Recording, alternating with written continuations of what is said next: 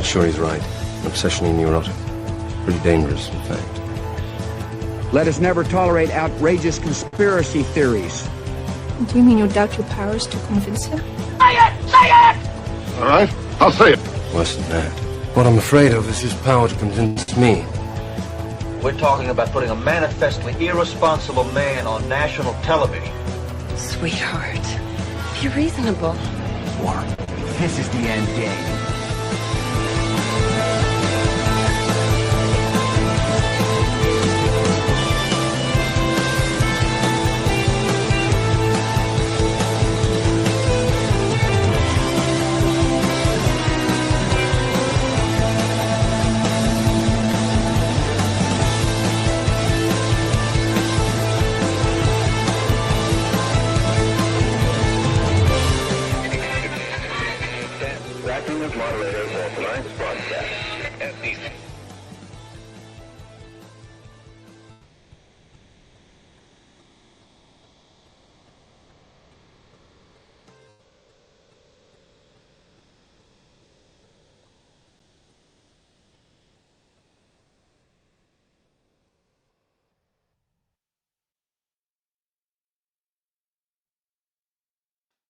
All right, everybody.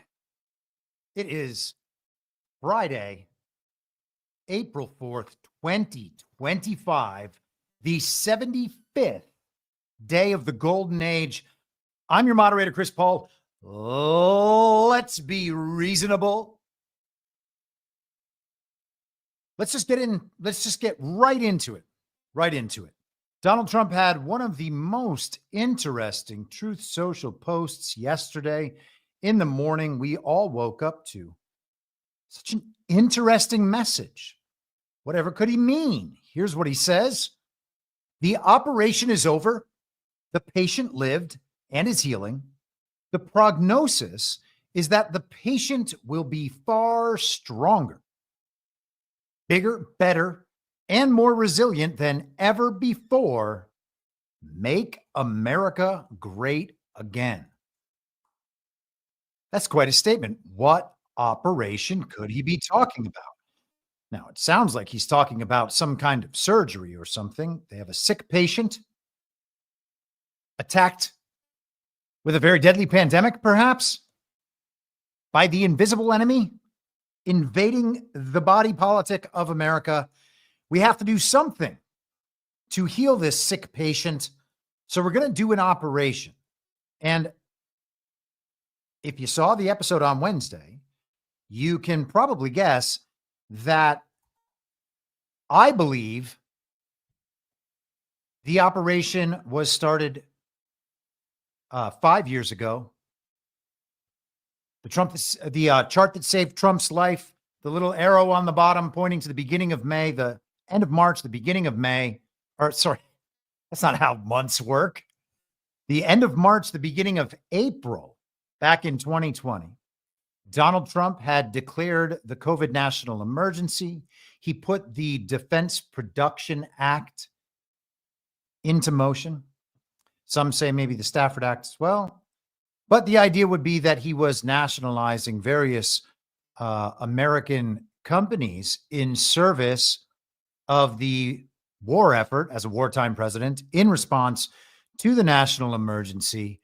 The invisible enemy was inside our country, and we had to battle back that invisible enemy. And apparently the operation ended with Liberation Day. Trump talked again about the operation yesterday on Air Force One, and it was quite an interesting. The entire thing is about 20 minutes long. I'm not going to play the whole thing, obviously, but a lot of stuff in this particular appearance. And we'll just start here from the beginning for a minute or so. He talks again about the patient after displaying the Trump gold card. How are you, Mr. President? Hello, I haven't seen you in a while. 5 million. For $5 million, this could be yours. That was the first of the cards. You know what that card is? Gold card. It's the gold card. The Trump card, gold card. Who's the first buyer? Me. I'm the second? I don't know, but I'm the first buyer. It'll be out in about less than 2 weeks, probably. Pretty. Now, I have no idea, by the way, why Trump would buy a gold card. That's supposed to give you essentially citizenship. It's like better than a green card, and you can purchase it for $5 million. So I doubt Trump would need to do that, but hey. Exciting, right? Ready for some questions? Anybody want to buy one? Okay, let's go. First, we'd love to get your reaction, sir, to what's going on in the financial markets today. Well, I mean, it's to be expected. This is a nation that was very sick.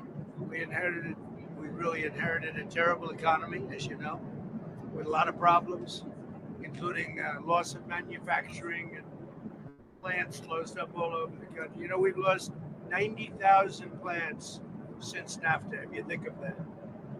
90,000. It's not even believable. And about 6 million jobs. And so it was a sick patient. It went through an operation on Liberation Day.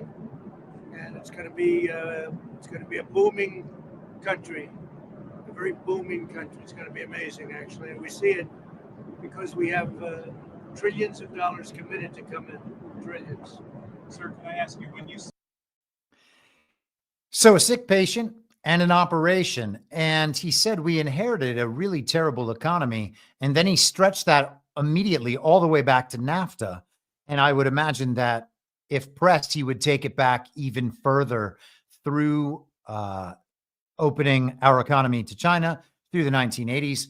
We played some of that footage from Donald Trump's interviews back in the 80s, one with Oprah Winfrey, one with Larry King. And he's been talking about these issues now for 40 years.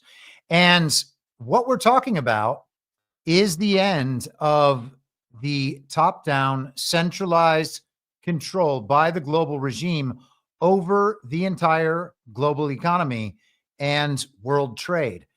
Steve Bannon, no one covers this stuff better than Steve Bannon. Steve Bannon, I believe, is at the head of the information stream. He's that great body of water feeding into the information stream, planning out exactly how this narrative operation is going to be executed. I don't know that to be true.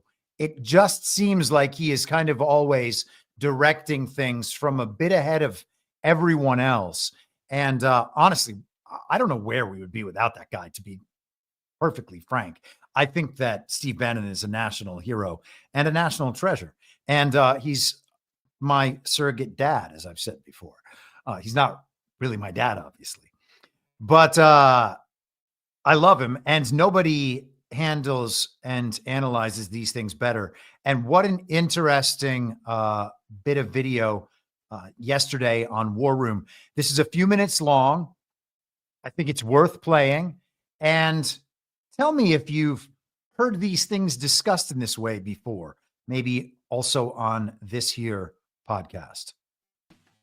A system that has been in place since the end of World War II, the post-war international rules-based order, set up with American institutions and paid for by American blood. The victory in World War II and us being the arsenal of democracy. The huge casualties, as we talk about, and I believe that this is really... We're going to bring, because Russia was exempted, and we're doing this rapprochement with Russia. We've gone to war with the CCP, really to free Lao Beijing. I think what you're seeing, folks, and what's going to play out the next couple of years, we're actually ending World War II. In World War II, although we had the unconditional surrender of the governments and the military of the fascists in Italy and the imperial Japanese in Tokyo, and of course the Nazis in Berlin, it had kind of immediately got off track. And that's where we had the Cold War immediately with our... He said we're kind of ending World War II at this point. It's just been ongoing for 70 additional years. 75 additional years? Where are we now? 76? Something like that? It's a lot. Who'd been our biggest ally during the war, the Bolsheviks, under Stalin. And that Cold War went all the way to 1989 at Tiananmen Square and the fall of the Berlin Wall. And then when the people in those two countries had had enough of it, and President Reagan, obviously the victory, pushing the evil empire, when they collapsed and cratered, we kicked into the elites in America had already set up a globalist system. This is why in 1974, we talked about Spencer Morrison yesterday, the first time we had a trade deficit, going off the gold standard, the Arab oil embargo. All of it happened in the early 70s, that whole decade. The globalists took over. And so instead of taking out the Chinese Communist Party, we emboldened them to the detriment of Lao Beijing. This was the Bush. This was Scowcroft. This is the neoliberal neocons in the Bush, who are no different than the Democrats, really. Then when the Berlin Wall fell, really the West, led by Western Europe, tried to just go and steal everything of the Russian people. Used to come to our offices in Beverly Hills. Oh, you can buy the greatest studio in the world for 5 cents on the dollar. I said, no meeting. You're out of here. And they go, why? I go, because one day the Russian people are going to sit there and go, hey, who are these foreigners that stole our assets? And that's what happened. A couple years later, the KGB took over, and the KGB runs it today. And the Chinese Communist Party is stronger than ever. What President Trump is really doing is saying that post-war international rules-based order eventually got to gut. It set up a globalist system that was predicated upon the working men and women in the United States, for them to supply the cannon fodder of their sons and daughters to be spread out all over hell's half acre in these forever wars, but also to pay the price economically and to make sure all the high-value added jobs that had been here during our rise to power would be shipped overseas to work essentially as slave labor throughout the rest of the world. While you suffered here and had to work a couple of jobs or got a job in McDonald's or, I don't know, was it 18 million men are out of the workforce because of no high-value manufacturing jobs. That's what he's trying to bring back. That's the whole package. That's what this is about. Jack Posobiec last night told me it should be called The Great Deal. The Great Deal. He's made a compact with the American people that I will put America first and I will put American citizens first. He said something very powerful yesterday. Whether Republicans or Democrats, these individuals thought they were president of the world. You're not president of the world. You're president of the United States of America. And you're the leader of the American people. So with all the complexity and everything they're trying to throw at you, and the Steve Leismans of the world and all this BS they're trying to throw out, this is quite simple. We're not going to get ripped off by a bunch of elites in these countries that we underwrite, that we are upside down on commerce, upside down on trade, because they hinder our trade with non-trade barriers and tariffs at the same time that you're paying and underwriting their defense. I don't know how much clearer it can be than that. This is the global regime system as it's been implemented since World War II, the full control over global trade and global economies. The system was as pervasive throughout the world as they could possibly make it just a couple of decades ago, and now it is being chipped away. And it seems with Trump's declaration on Wednesday, we have reached the final stage of that process for the United States of America. And at that point, being the critical factor in the defense of the global regime, the funding of the global regime, and providing the labor for the global regime while our tax money subsidizes these other countries rather than taking in tariffs from them. The critical player in that global infrastructure has now backed out of the system. And so that, I believe, is what we are seeing now. And I'm happy about it. Good twin, evil twin dynamic worldwide. The urge toward centralization and top-down centralized control over everything, opposed to the urge toward decentralization and fragmentation and sovereign nationalism worldwide. That's the game, as far as I'm concerned. I've been making that case now for 4+ years, and I think that we are seeing kind of the beginning of the final stages. At least, maybe it's more advanced than that. Every time I think that we have a proper reading on the pace of things. I always remember informational timelines. Whatever is happening now, the people in the know, the people making these decisions, the people in control are so far ahead of where we are able to understand that. Recognizing that, I think we have to assume things are much further along.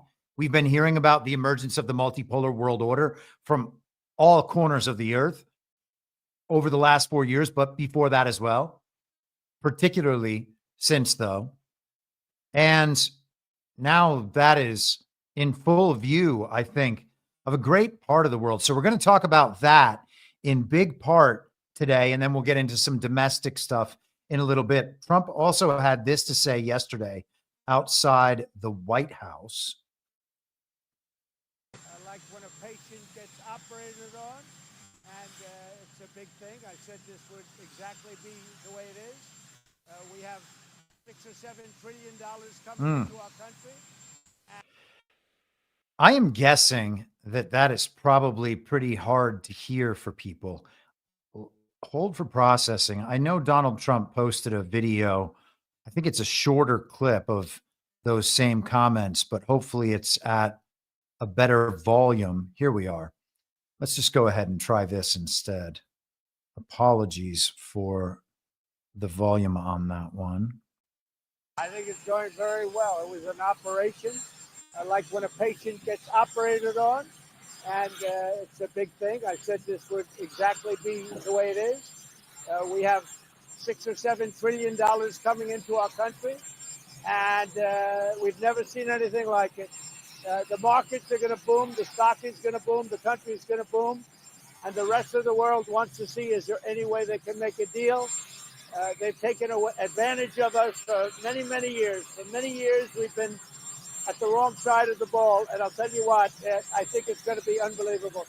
The thing that people have to talk about, we're up almost to $7 trillion of investment coming into our country, and you'll see how it's going to turn out. Our country's going to boom.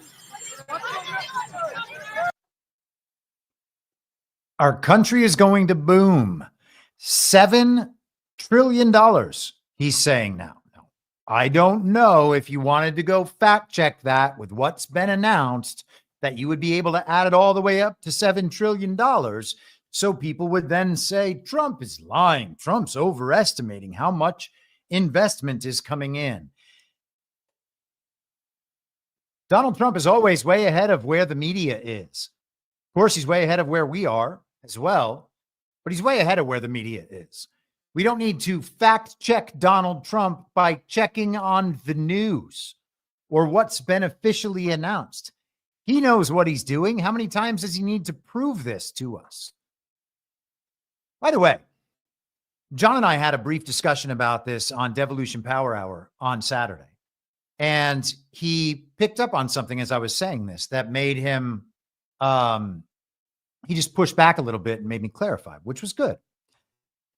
He said, you often talk about how Donald Trump knows all these things, and all of these people out there critiquing him obviously have just a tiny fraction of the information Donald Trump has access to and the knowledge about where things are going, what the plans are. So I was making the point that them critiquing him as though they are more informed about these situations than he is makes no sense. And he said, well, how does that reconcile with your stance on these various members of the fantasy team or whatever, the critiques of some of these characters in relation to Donald Trump? Why don't you then trust his decisions in that he has more information than you do? And I said, well, I do trust his decisions. When I am making these critiques about members of the fantasy team, my main point is we don't know exactly what Donald Trump is doing with this selection. So we have to let it play out and then see. And we have to be mindful of the fact that maybe he's not putting these people in their positions because they're the best selection that anyone could ever make to do the job as well as possible. Maybe there are other reasons why he's making these choices. And my critique is never Donald Trump shouldn't have made these choices. It's only that the American people still have the responsibility to watch what these people do and not assume that just because Donald Trump has given them a position that he is saying to us, this is the best person, guard this person, please, with your lives. Okay? So I hope that makes sense, because those are definitely different things. At no time do I ever think I know more about the situation than Donald Trump does. Okay? That has never been the case. I do trust Donald Trump that he is doing the right things, that he is doing the things the plan calls for, and that his actions have intention. I just don't assume to know those intentions and thereby know that the person he has chosen to fulfill a particular role is a good person, the best person, or a person chosen for that reason. And I think that that's probably pretty clear to my audience at this point. Okay, let's continue. Donald Trump, in an interview with Larry Kudlow, and I'm not sure when this is from, but it was posted on X, formerly Twitter, just yesterday. I thought it was very interesting. Donald Trump talking about the purpose of tariffs. A tariff is a beautiful thing, but it's got a bad image. It needs you to fix the image. A tariff, we stop wars with tariffs. I mean, I had cases where I told a country they were being very aggressive with another country, had nothing to do with us. I just don't like seeing dead people, okay? And they were going to go to war. And I said, if you go to war, and they do a lot of business with the United States, I'm putting 100% tariff on everything you do, any business you do with us. No, this has nothing to do. I said, it does have. I stopped a war. Will I get Nobel Prizes? Never. I mean, look what we did with the Abraham Accords, how good that was. But you can stop wars with tariffs. A tariff is a beautiful thing. You can stop wars with tariffs. And we've talked about this before. This is leverage for sure when it comes to geopolitics and foreign affairs. And it also eases the trade imbalance, brings jobs back to America, production back to America, prosperity back to America. Now, there are different theories about that. And by the way, while that clip was playing, I looked that up. I believe that is from early October of 2024. So if I'm not mistaken, I think that that's probably accurate. You can stop wars with tariffs. Donald Trump talked about the $7 trillion. He had this to say on Truth Social this morning about investment coming back into America. To the many investors coming into the United States and investing massive amounts of money, my policies will never change. This is a great time to get rich, richer than ever before. So my policies will never change. And if I am right, and I believe I am, and I believe that Steve Bannon's comments attest to that, about the purpose of all this, that this is the end of that top-down centralized system of control over the global economy. This is now the fragmentation, okay? Sovereign nationalism worldwide. Countries make deals one-to-one with other countries. We'll see some of those machinations later on. But those policies will never change. The invisible enemy worldwide, the evil twin faction, as it exists in every country, implementing that top-down system of control, that's the enemy. There's never going to be a time where Donald Trump shifts back toward that arrangement, that level of control over the global economy. His policies are not going to change. Get used to this, because this is the new way. This is the new order of things. That new order has now been implemented. And this is just the natural order of things. This isn't the new world order. This isn't a top-down system of control. It's just the natural order of things. Marco Rubio talked about the adjustment in the global arrangement today, or yesterday, I should say. This is in front of NATO. I believe it was yesterday. Largest consumer market in the world, and yet the only thing we export is services. And we need to stop that. We need to get back to a time where we're a country that can make things, and to do that, we have to reset the global order of trade. And the other part of my question Well, the worst thing is to leave it the way it is forever. I mean, just can't continue. We can't continue to be a country that doesn't make things. We have to be able to make things to provide jobs for Americans. That's it. It's that simple.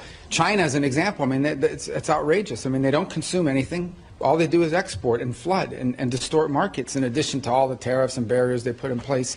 So the president rightly has concluded that the current status of global trade is bad for America and good for a bunch of other people, and he's going to reset it, and he's absolutely right to do. So twice there, at the beginning and at the end, Marco Rubio said that Donald Trump was resetting the world order of trade.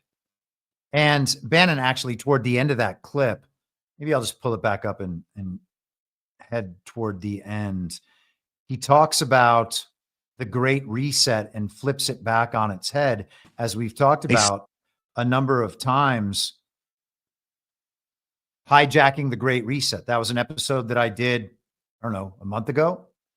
Trump and cursing Trump's reactionary followers. Of course they're going to do that. I wouldn't expect them to do anything else. But they've been outed. We're not paying for your defense anymore. And we're not going to let you steal from us of what you've been doing.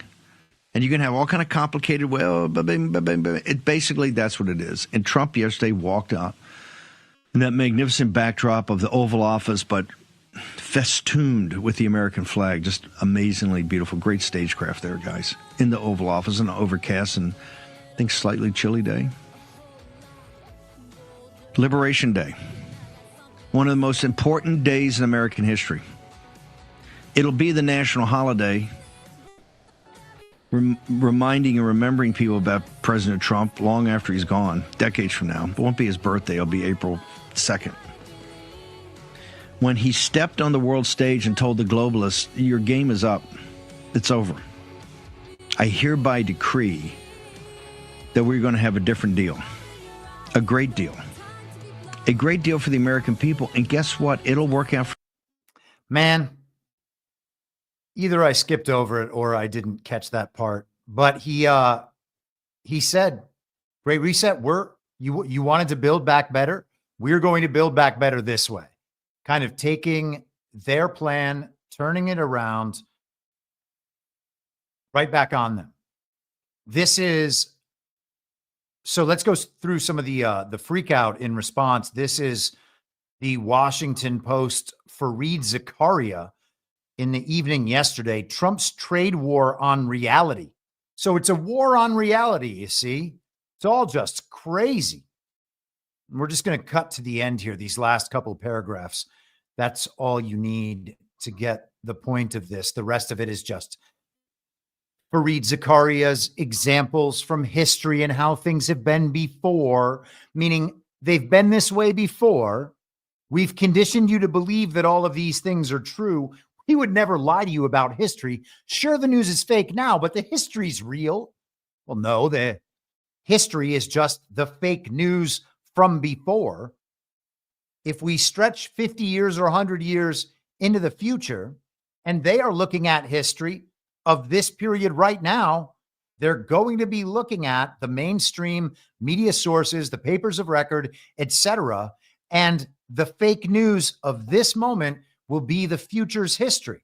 So it doesn't matter how many examples from history these people find, or whatever their academics, their economists, etc., dredge up from history to justify something that has no justification and makes no rational sense whatsoever.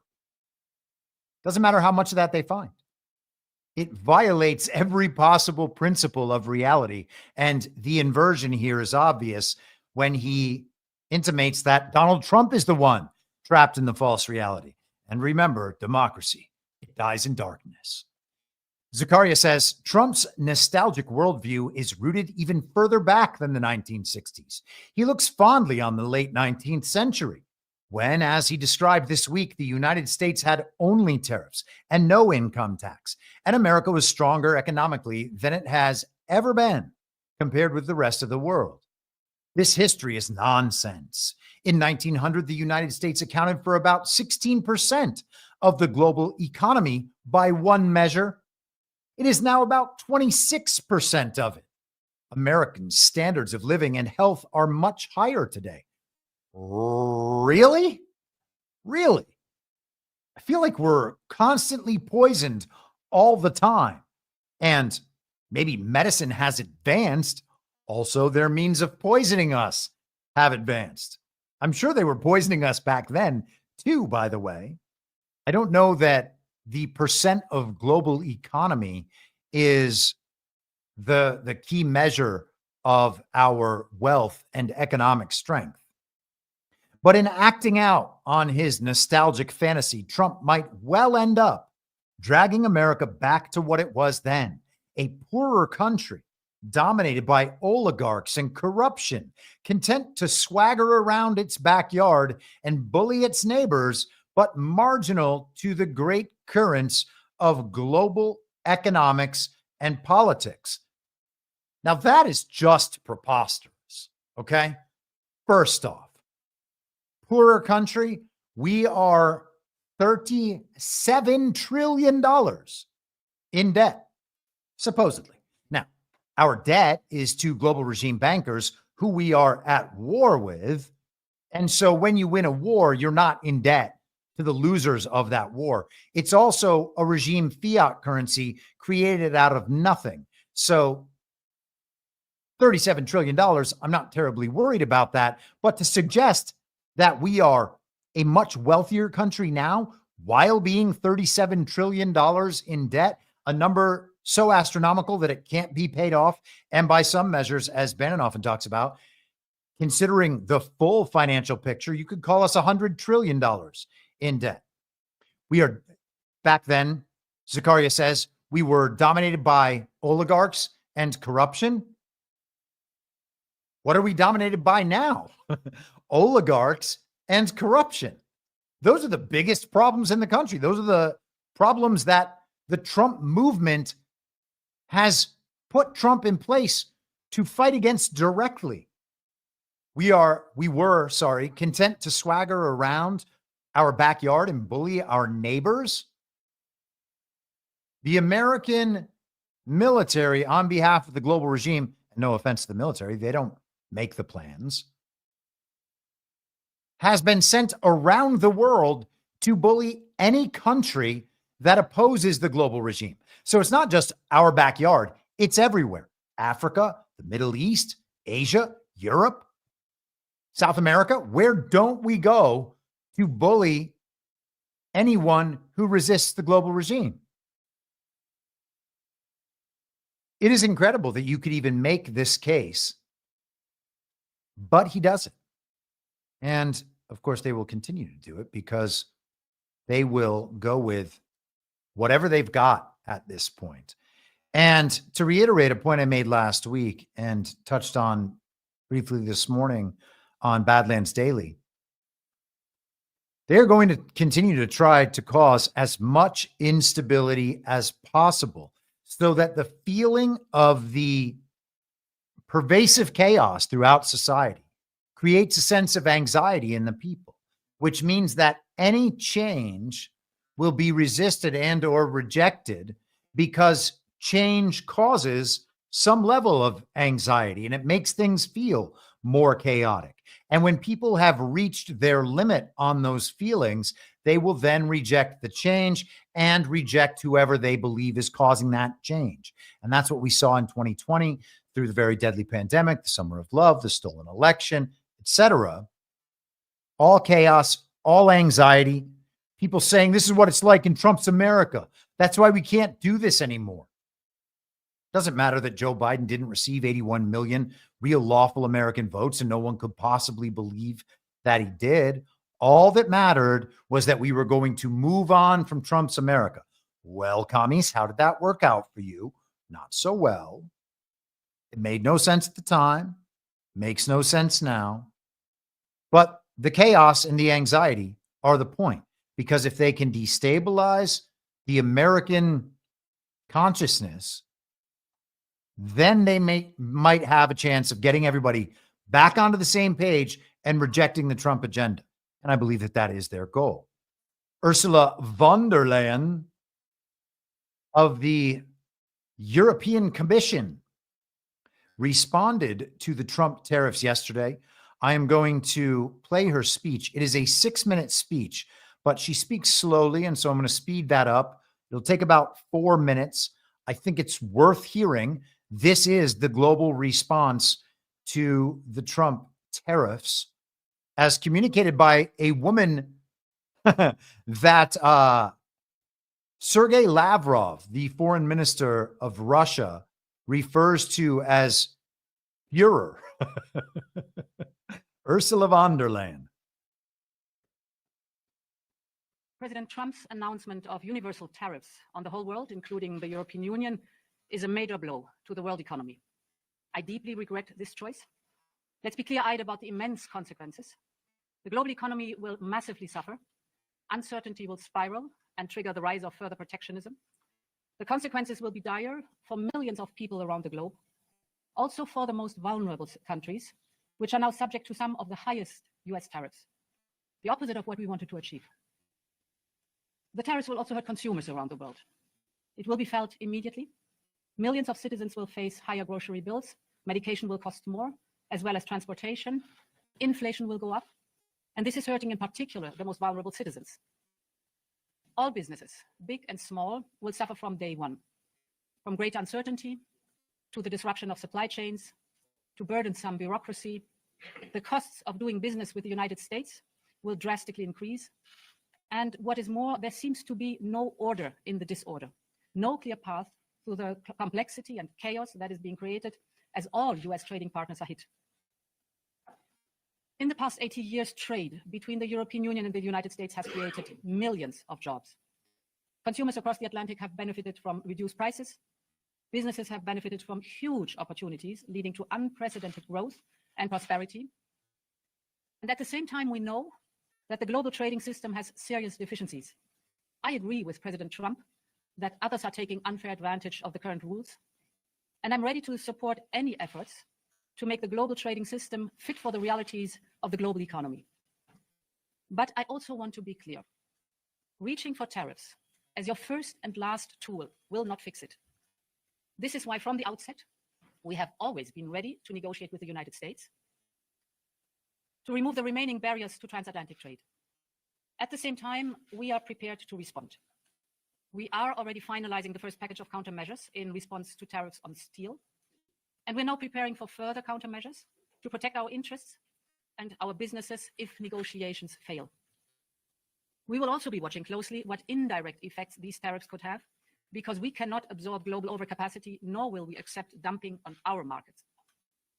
As Europeans, we will always promote and defend our interests and our values, and we will always stand up for Europe. But there is an alternative path. It is not too late to address concerns through negotiations. This is why our Trade Commissioner, Maros Sefcovic, is permanently engaged with his US counterparts. We will work towards reducing barriers, not raising them. Sorry, there's this freeze and then it comes back. I know that many of you feel let down by our oldest ally. Yes, we must brace for the impact that this will inevitably have. Europe has everything it needs to make it through the storm. We are in this together. If you take on one of us, you take on all of us. So we will stand together and stand up for each other. Our unity is our strength. Europe has the largest single market in the world, 450 million consumers. That is our safe harbor in tumultuous times. And Europe will stand at the side of those directly impacted. We have already announced new measures to support the steel and cars sectors. Last week, we limited the amount of steel that can be imported to Europe tariff-free. This will give more breathing space to these strategic industries. Now, we will also convene strategic dialogues with the steel, the automotive, and the pharmaceutical sectors, and others will follow. Europe stands together for our business, for our citizens, and for all Europeans, and we will continue to build bridges with all those that, like us, care about fair and rules-based trade as a basis for shared prosperity. Thank you. L'annonce du président. She goes in and gives the same speech again in French and then again in German. What an interesting response that was. And by the way, for part of it, she sounds like she's a Q follower. Dropping little cue phrases in there. We'll get to that in just a second. But her primary point there was that whatever happens, it's important to stick with this rules-based global trading system. Tariffs break that up, as we've been talking about for months now, as the point of the tariffs. We always hear it's all these other points. It's leverage. It's for prosperity. It's to bring back manufacturing. It's all these things. No. First and foremost, it is to break the global regime's system of top-down centralized control. And Ursula von der Leyen is admitting to it right there. She said the global trading system has deficiencies. And those deficiencies she listed as countries breaking the rules. And so she said the solution is not to get rid of that system and to move on from that system. It's just to get new rules in place. Like, okay, guys, fine. We'll change the rules. We'll fix the rules. Just don't take away our system. But it is the system that's going away. And the tariffs are going to be in place and the deals will be made in a bilateral manner. And that's how things should be. That is the Trump agenda. That's the America First agenda. That's the Trump foreign policy. We don't make multilateral agreements with the entire world at once, because then that requires the centralized system of control. You make agreements one-to-one. Maybe we'll see some multilateral agreements, but I hope not. I hope we see one-to-one agreements. Make this agreement with this country, different agreement with a different country, because we have things they need, they have things we need. And it turns out that since we make so many things and our country has the ability to be self-sufficient, then we can provide a lot of things for the rest of the world, and that enriches America. She also did say, though, that she believes Europe has, the European Commission, the European Union has whatever it needs to weather the storm. What storm? Ms. European Commissioner? She also said, if you mess with one of us, then you mess with all of us. Where she goes one, she goes all. Good job, Ursula. Crushing it. I saw we had a Rumble rant there in the chat. Blue Demon 75, $10. Chris, you sound highly unvaccinated. Enjoy your weekend. Well, thank you very much. I am happy to sound this way. It is the only way I know how to sound. Let us continue. Rand Paul, the staunch libertarian who always does the right thing all the time, just like his dad. Rand is not liking the tariffs. Now, I was about to say I have no problem with Rand Paul, but I do have a problem with Rand Paul. Rand Paul used the Constitution as an excuse when he failed to object to the certification of electors after the 2020 election. Now, if he's part of some white hat psyop, blah, blah, then fine, okay? These things can be forgiven, but until we know that that's the case, then it can't be forgiven. So he dislikes the Trump tariffs, and he's making, oh, cool. As I often do, I pulled up the non-archived version of that. And let me see if I can get the proper version. Here we are. This is an op-ed for Fox News. Terminate the Trump tariffs before it's too late. The truth is that tariffs are taxes. They don't punish foreign governments. They punish American families. Well, Rand, I'm going to say that's bullshit, and we're going to be just fine. It doesn't even make sense, okay? It certainly makes sense if Americans are committed to very particular products from foreign countries, and they're used to getting those products for very, very cheap.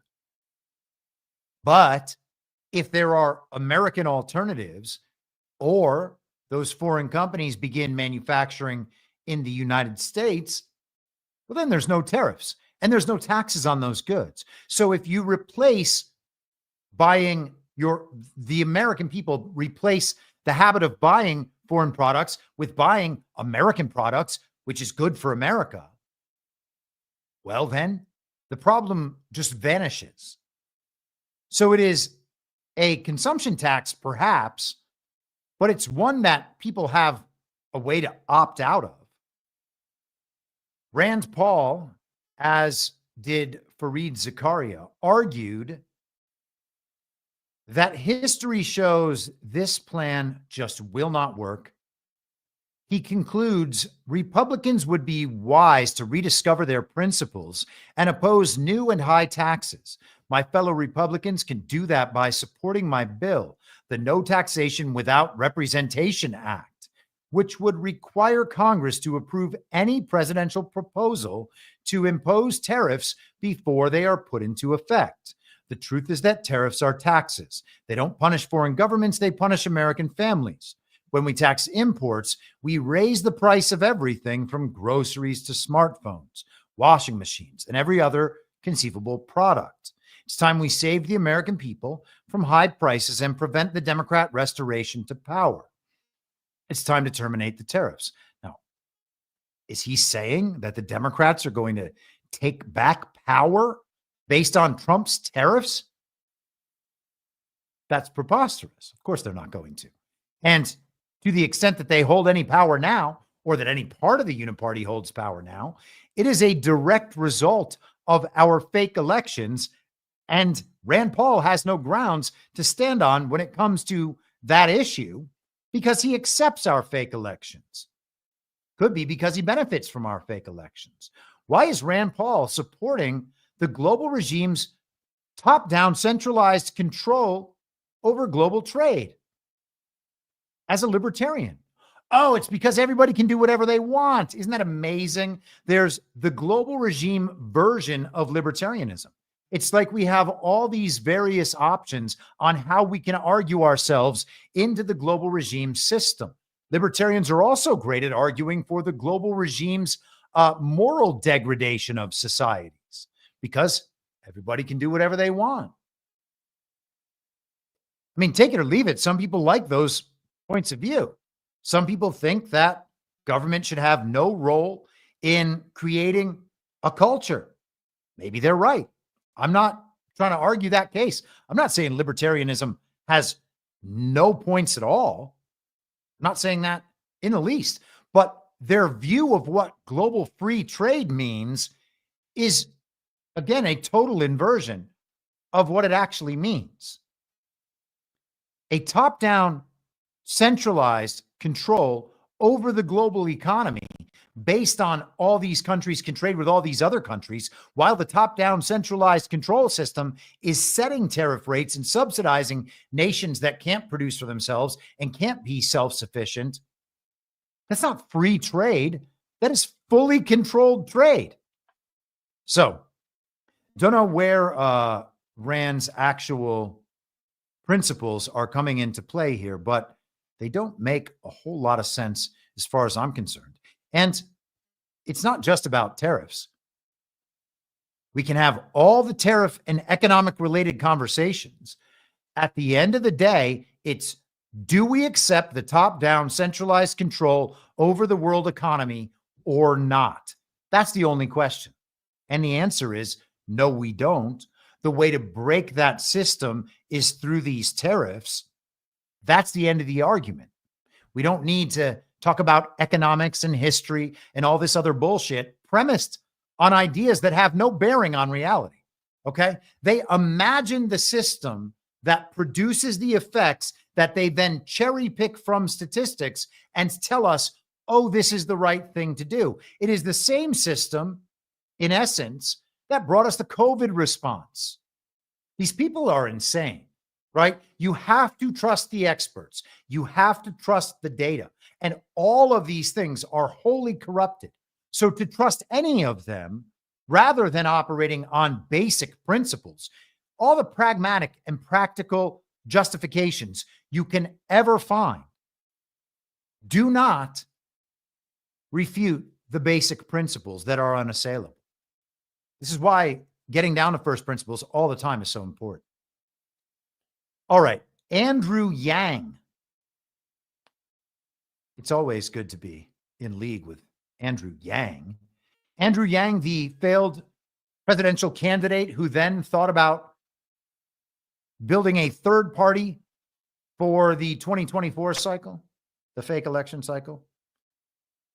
This was the guy who was out there on all the podcasts, Intellectual Dark Web, Sam Harris, Dave Rubin, all these clowns, talking about how AI and the age of automation was going to put everybody out of work, most particularly long-haul truck drivers.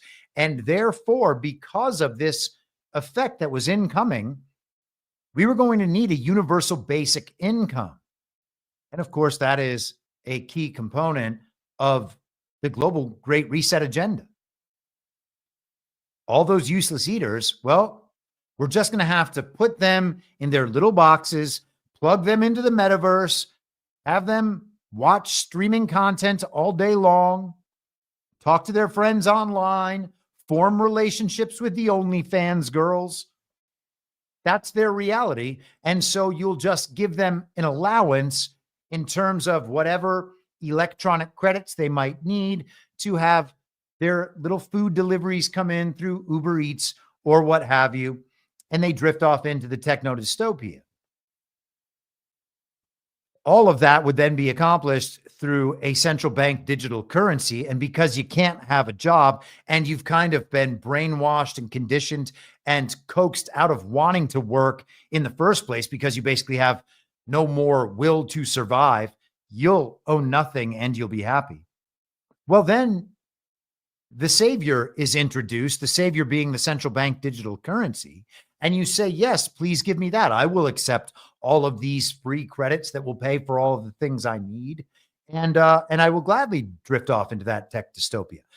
And all of that can be provided under the guise of universal basic income. It's not something that they're going to use as a control system that they can turn off and restrict in whatever ways they choose. It's just going to help you because you can't help yourself. Well, here are Andrew Yang's responses to the tariffs. I effing hate these effing tariffs because they're so effing stupid. And he wrote the words out, very presidential. Yang wrote, on his 73rd day, the Mad King started a trade war yelling tariffs at no one in particular, and the people suffered, kicking off a deep and dark depression. Oh, how poetic. Communicate the fable, relay it to me. I've never seen so much value destroyed deliberately. This is the worst leadership ever. Okay. Such a mature reaction we are getting on all fronts.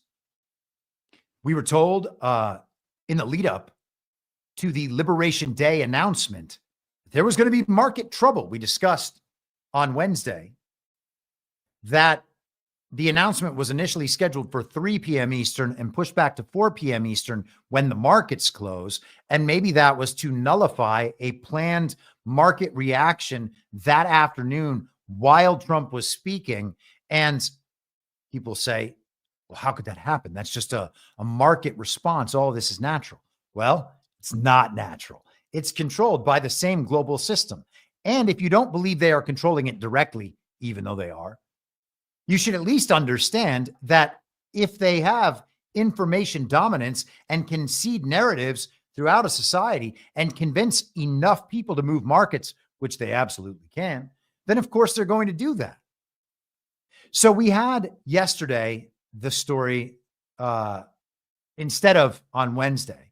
This is the Associated Press. Sweeping Trump tariffs shock global economy, drawing threats and calls for talks.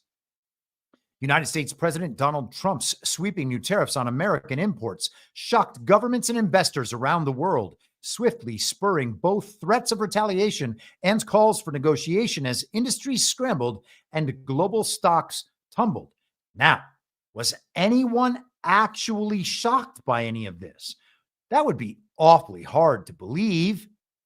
These things have been planned for a long time. Trump is still in the midst of executing his first term agenda. He announced all of the things that are happening right now 4 and 5 years ago. I should say, 5 years ago and longer. Of course, the fake and illegitimate president, Joe Biden, was implementing the policies that would push all of this along outside of his own control, of course, because he had no control whatsoever. But none of this is new. The AP says China accused the U.S. of bullying, and the European Union promised robust countermeasures, with French officials suggesting taxes to hit U.S. tech giants. And the tech giants were very upset. We're going to skip down to the end of this article here, and then we'll jump around a bit. Europe's strategy so far has been to limit retaliation to a few politically sensitive goods, like whiskey and Harley-Davidson motorcycles, in an attempt to push the U.S. to the negotiating table. Economists say that Europe could broaden the trade war to the vast services sector by targeting big tech, a category more vulnerable to retaliation because the U.S. exports more than it imports. The EU response could include attacks on U.S. digital giants such as Google, Apple, Meta, Amazon, and Microsoft, as French officials have recommended. Outgoing German Chancellor Olaf Scholz said the EU must show that we have strong muscles. But he expressed no appetite for sparking an all-out trade war that could hobble the bloc's export-dependent economy. An agreement, he said, is best for prosperity in the U.S., for prosperity in Europe, and for prosperity in the world. British Prime Minister Keir Starmer said his government would react with cool and calm heads, telling business leaders in London that he hoped to strike a deal with the U.S. that would see the tariffs rescinded. Nobody wins in a trade war. That is not in our national interest, says Keir Starmer. And hey, Keir, we don't actually care if it's in your national interest.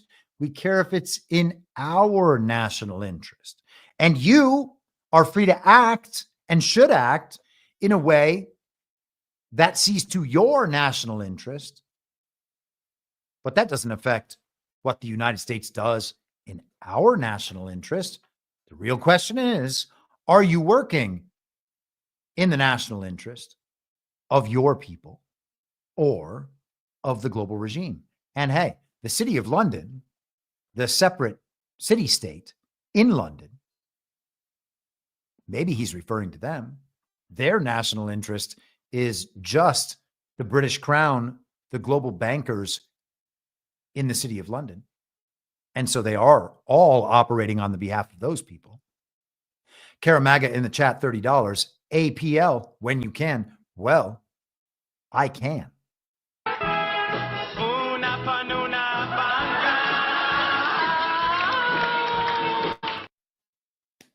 I can.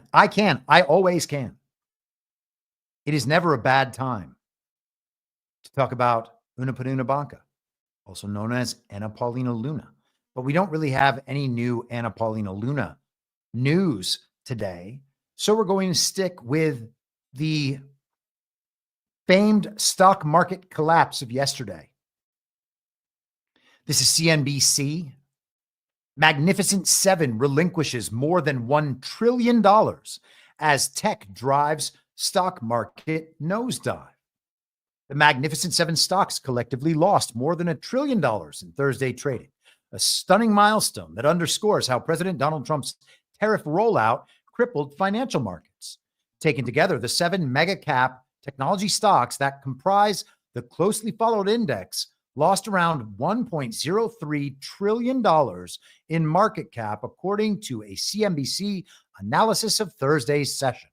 As a whole, CNBC's Magnificent Seven index tumbled more than 6% in the trading day. Tech stocks led a broad and severe market sell-off as the unveiling of Trump's long-awaited tariff policy created a risk-off atmosphere. The tech-heavy NASDAQ composite tumbled about 6%, recording its worst session since 2020. Trump's plan includes levies of 46% on Vietnam and 32% on Taiwan, two of several countries now facing special duties on exports to the U.S. And Taiwan isn't really a country. It's just China. I mean, we can understand that's obviously going to be the future. And we can just live in that future. So here they show the Magnificent Seven market caps, the companies NVIDIA, Apple, Alphabet, that's Google, Microsoft, Meta Platforms, that's Facebook, Instagram, etc., WhatsApp, Amazon, and Tesla. So those 7 stocks are primarily responsible for the market collapse. Should we care? Perhaps not. White House officials have largely brushed off concerns that Trump's economic policies were roiling the stock market.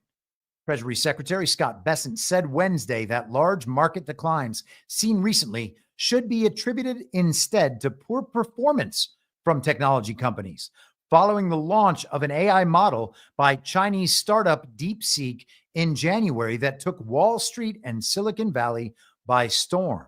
I'm trying to be Secretary of Treasury, not a market commentator, Bessent said on Bloomberg TV Wednesday night.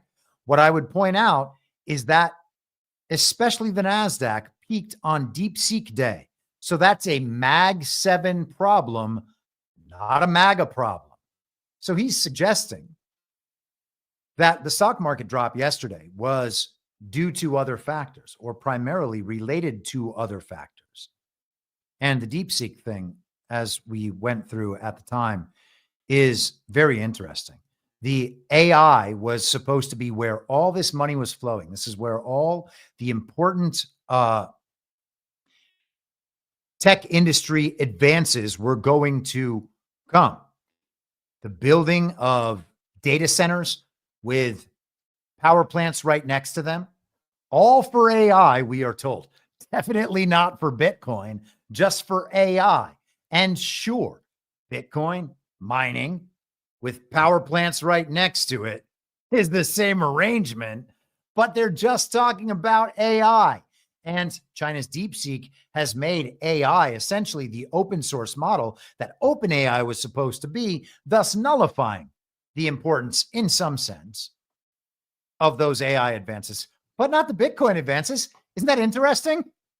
It's like they set up the whole infrastructure for Bitcoin under the guise of it being AI and green technology.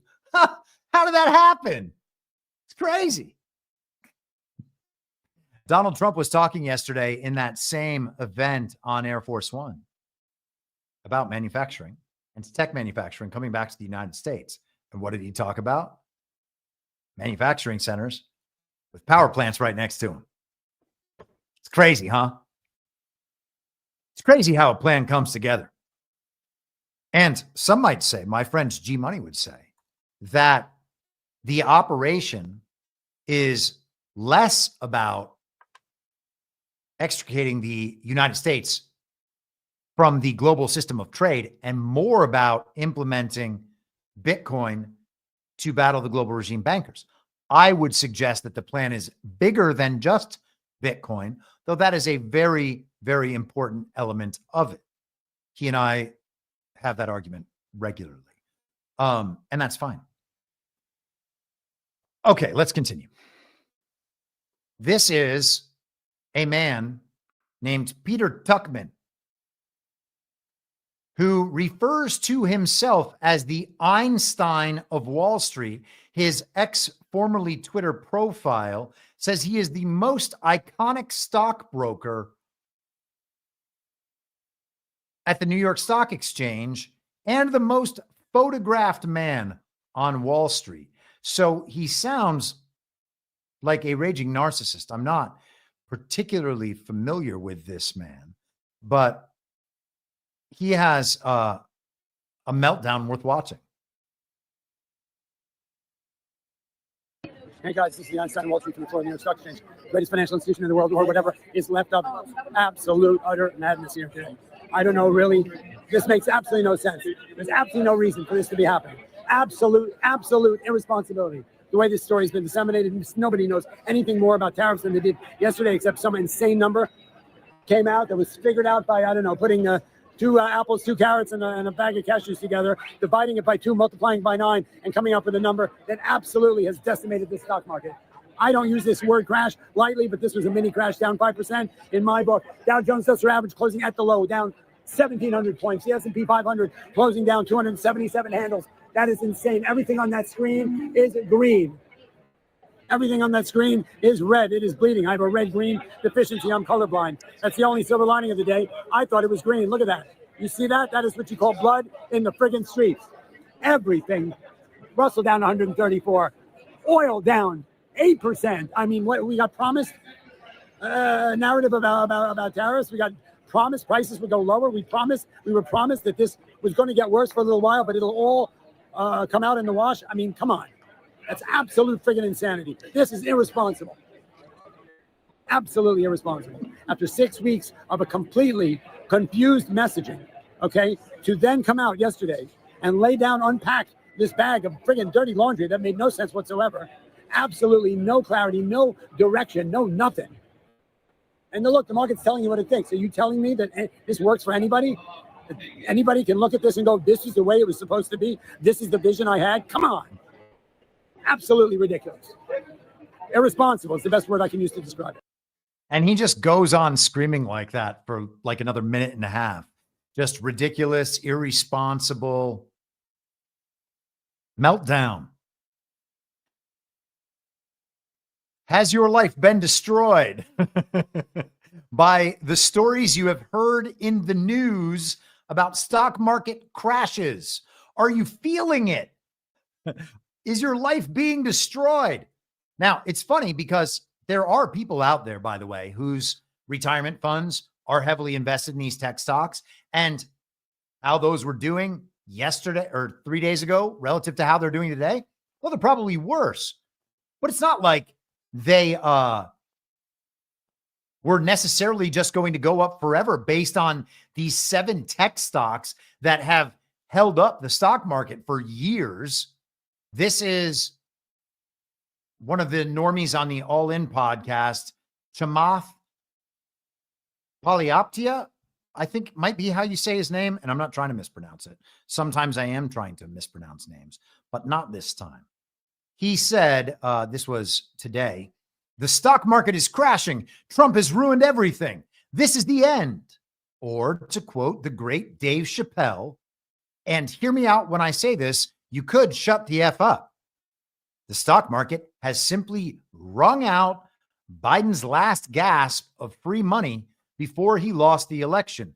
We are back to where we were a year ago. We're back to where we were a year ago. Oh no, the horror. Now, by the way, Joe Biden wasn't actually president and there wasn't actually an election. So,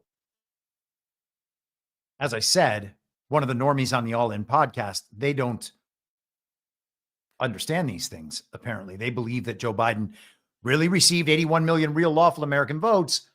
And now they don't believe that anymore, but they still believe he was president. And they just think maybe some mistakes were made. Oh, they rigged the system. Oh, we know that Joe Biden won a rigged election, but he was still really a president. Very patriotic, friend. Very patriotic. You couldn't have figured that out on November 4th of 2020 and then actually opposed the installation of an illegitimate president. You couldn't have done that because, you know, that would threaten our democracy, our institutions, blah, blah, blah.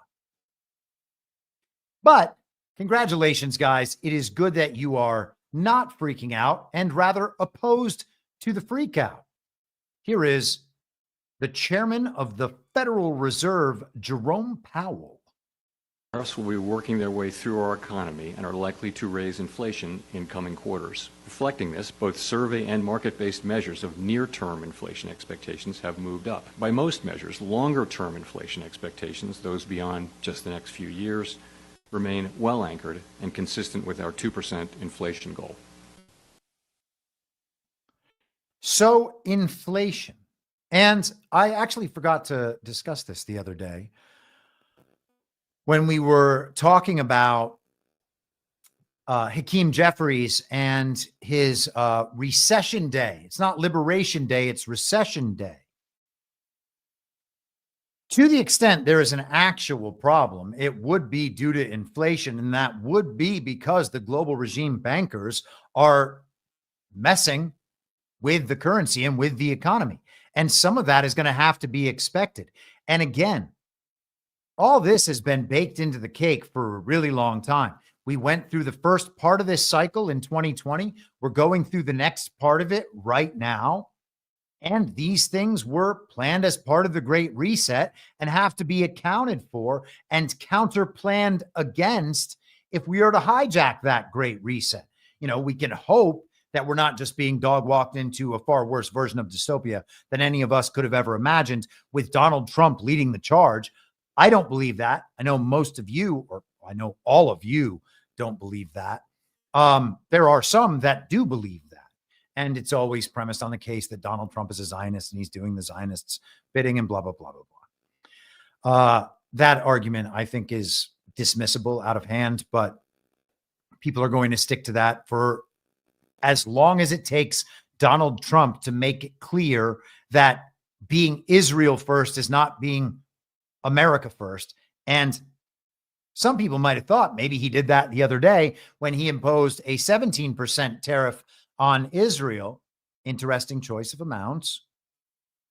But of course, that's not enough, because the counter narrative to people who have been red pilled on some of these globalism issues, the opt to take them way too far and to actually cement in the American consciousness that Trump really is Hitler and that MAGA really are Nazis. Well, they're going full pro-Nazi, and even Donald Trump is not anti-Israel enough. He is simultaneously Hitler and not Hitler. So anyhow, let us continue forward. But inflation, there could be elements of inflation happening. We saw a bunch of that during the Biden administration, and eventually some of that will subside and come down. And the dollar, if it at some point gets pinned to Bitcoin, or Bitcoin becomes a primary currency, then the entire economic system becomes instantly deflationary. And we will see if that is what's ahead.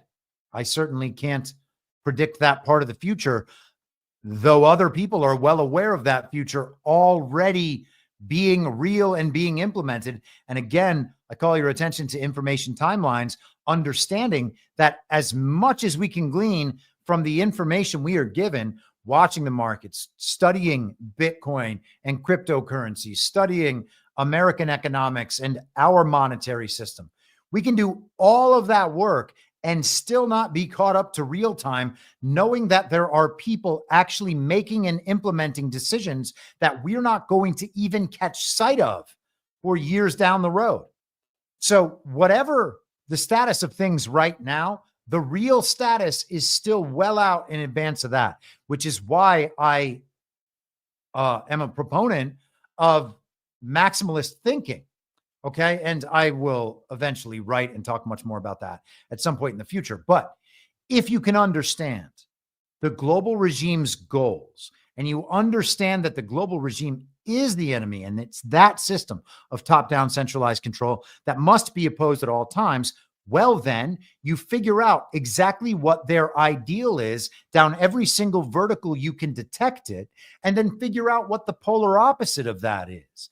And if you're able to do that successfully, upon finding that polar opposite, you should have a pretty good understanding of what your maximal position should be relative to that issue if your goal is opposing the global regime and the top-down centralized system of control. And if you're able to line up then 5 of those or 10 of those, and those all respond to a currency, for instance, a la Bitcoin, which is what I believe, and you don't have to, it's fine. Some people believe it's gold because they don't believe transmissibility is that big a priority.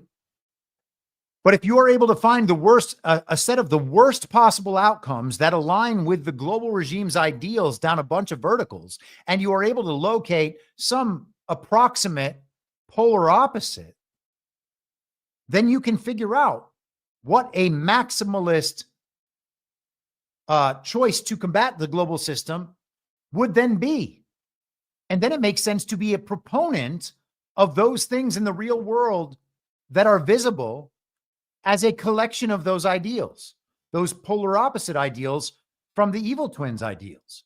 Okay? Because we know that the entire thing is premised on an inversion. They want us to believe that bad is good and good is bad, because good for them is bad for us. So we have to adopt the mindset that what's good for us is actually whatever's good for them. And then we just do as we're told by the television. Okay? I hope that makes sense. I think that makes sense. I hope that makes sense. And that might be one of those things that I have to run through a bunch of times. But that is the premise for my view of American maximalism, right? We can figure out what all the global regimes' agenda-oriented needs are, and then how to oppose that. And it turns out that a lot of the people in the founding age, not necessarily the ones that were taught about in government schools, took that approach. And I think that, again, I always cite the 10th Amendment Center. I think Michael Bolden over there and his team, they're doing a great, great job of bringing, kind of unearthing some of those important ideas from the founding era that we have been led to ignore throughout our lives. All right, let us continue. Donald Trump responded about the Fed today on Truth Social, saying, "This would be a perfect time for Fed Chairman Jerome Powell to cut interest rates. He is always, quote unquote, late, but he could now change his image, and quickly. Energy prices are down, interest rates are down, inflation is down, and even eggs are down 69%, and jobs are up, all within 2 months. A big win for America. Cut interest rates, Jerome, and stop playing politics." Now, the egg prices that I see at the grocery store are not down 69%. And if they are for you, awesome, more power to you. I guess Donald Trump is right. From where you stand, from where I stand, they're not down, okay? And that's not an insult to Trump. They could be down at a different stage in the process, and maybe we're just having the prices hiked artificially for whatever reason. Totally possible. Or it's possible that Donald Trump is speaking one of these things into being, selling the program in a certain way. My egg prices are not down. We can be honest about these things, not accusing Donald Trump of lying. I don't know what statement he's making or what information he's working off of, but my firsthand experience is not that. This is a video that Donald Trump reposted himself today on Truth Social. And when you hear it, I think that the significance of Trump drawing everyone's attention to it will be abundantly clear. This is America Papa Bear on X, formerly Twitter. Here we are. Let me just switch screens here once again. Apologies. There we go. Trump is crashing the stock market by 20% this month, but he's doing it on purpose. And this is why Warren Buffett just said Trump is making the best economic moves he's seen in over 50 years. Now, here's the secret game he's playing, and it could make you rich. So why is he doing this? To push cash into treasuries, which forces the Fed to slash interest rates in May, and those lower rates give the Fed the ability to refinance trillions of debt very inexpensively. It also weakens the dollar and drops mortgage rates. Now, it's a wild chess move, but it's working. Now, you're probably wondering, what about his tariffs? Well, I'll tell you, it's a genius play. It actually forces companies to build here to dodge them. It also forces farmers to sell more of their products here in the US to bring grocery prices way down. We've already seen this with eggs. Now, remember, 94% of all stocks are owned only by 8% of Americans. So Trump, he's taking from the rich short term and handing it to the middle class through lower prices. So how about that? That is quite an argument, and Donald Trump amplified that argument, which I have to assume means that he is in agreement with that argument and that he's making these moves for exactly these reasons, we will be seeing how these things evolve over the next couple of months. This is rather hilarious. I'm just calling your attention to a piece of this here article in the Washington Post. The headline, Inside President Trump's Whirlwind Decision to Blow Up Global Trade. This is from this afternoon, and this quote has gone quite wide around the internet. I don't know how that happened. Here we are. Inside and outside the White House, advisors say Trump is unbowed, even as the world reels from the biggest increase in trade hostilities in a century. They say Trump is unperturbed by negative headlines or criticism from foreign leaders. He is determined to listen to a single voice, his own, to secure what he views as his political legacy. He's at the peak of just not giving a F anymore, said a White House official with knowledge of Trump's thinking. Bad news stories, doesn't give a F. He's going to do what he's going to do. He's going to do what he promised to do on the campaign trail. And we would expect no less. Of course, that is what Donald Trump is doing. That is how he has always operated.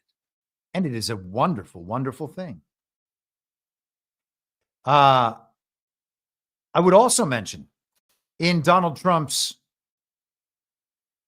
brief press conference on Air Force One yesterday, he had this interesting moment. One of the reporters asked about something related to Signalgate, the whole Mike Waltz adding Jeffrey Goldberg of The Atlantic to a Signal group chat about attacks against the Houthis, blah, blah, blah. And Trump immediately shot it down. In fact, maybe I can just pull this up quickly. I should be able to find this rather easily using the old transcript feature on YouTube, which comes in more handy than you could ever imagine. Let me see if, here we are.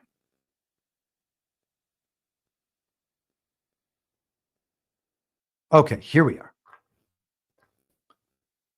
That wasn't too long a hold for processing. When can that happen? On Pete Hegseth in this IG investigation, do you want to weigh in on that? What is it? There's an IG investigation into the Secretary of Defense's use of the Signal app. Oh, is that you're bringing that up again? Don't bring that up again. Your editors remember, but that's such a wasted story. So what else? Chinese farmland. You're bringing that up again? Don't bring that up again. It's probably your editors. What a wasted story. What else? And he immediately moves on. That right there is not giving an F about bad news. That's as clear as it can be. He does not care about that Signalgate story. Not even going to answer questions. It's beneath him to answer fake news stories. And I'm not saying that the text chain is fake or whatever. It's just that the fake news has turned this minor issue that, as far as Trump's concerned, has been resolved into some multiple weeks long drama pass. I love it. I love it. I don't know what you want me to say. I know that reporters have the right to ask questions, but that question has been asked and answered. And the purpose of that question is just to prolong that drama in an attempt to make Trump and his administration look somehow irresponsible. And I think that we have probably all had enough of those sorts of things over these many years. I know I have. All right.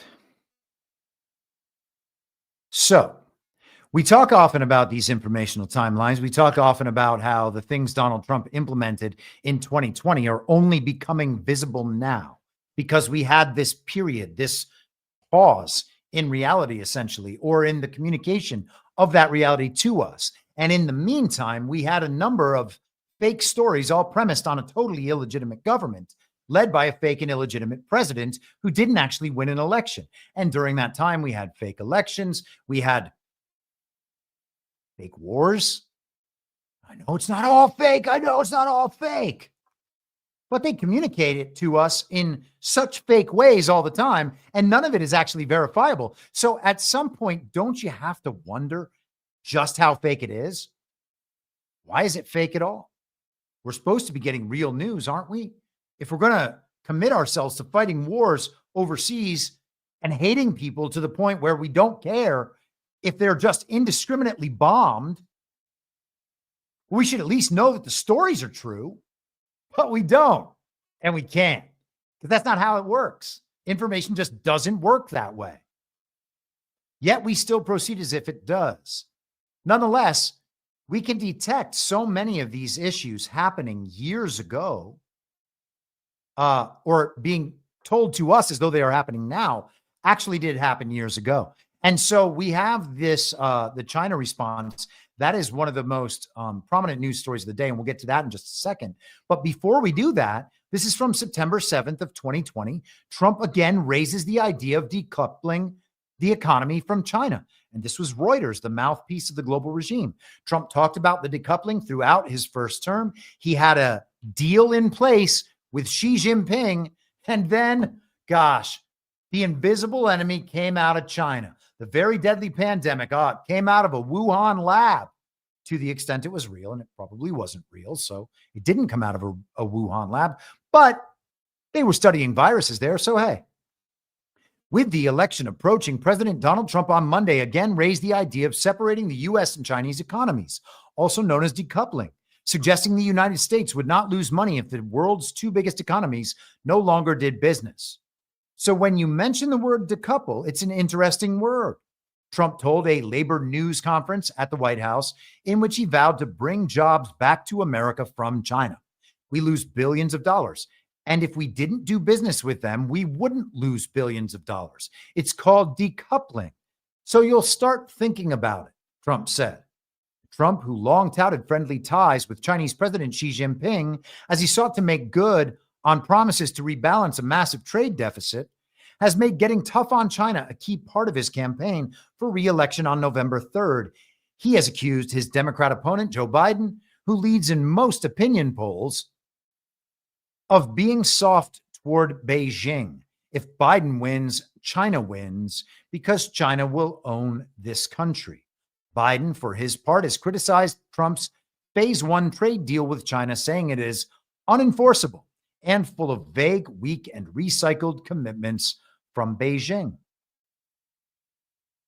We will make America into the manufacturing superpower of the world and end our reliance on China once and for all, whether it's decoupling or putting in massive tariffs like I've been doing already. We will end our reliance on China because we can't rely on China, Trump said.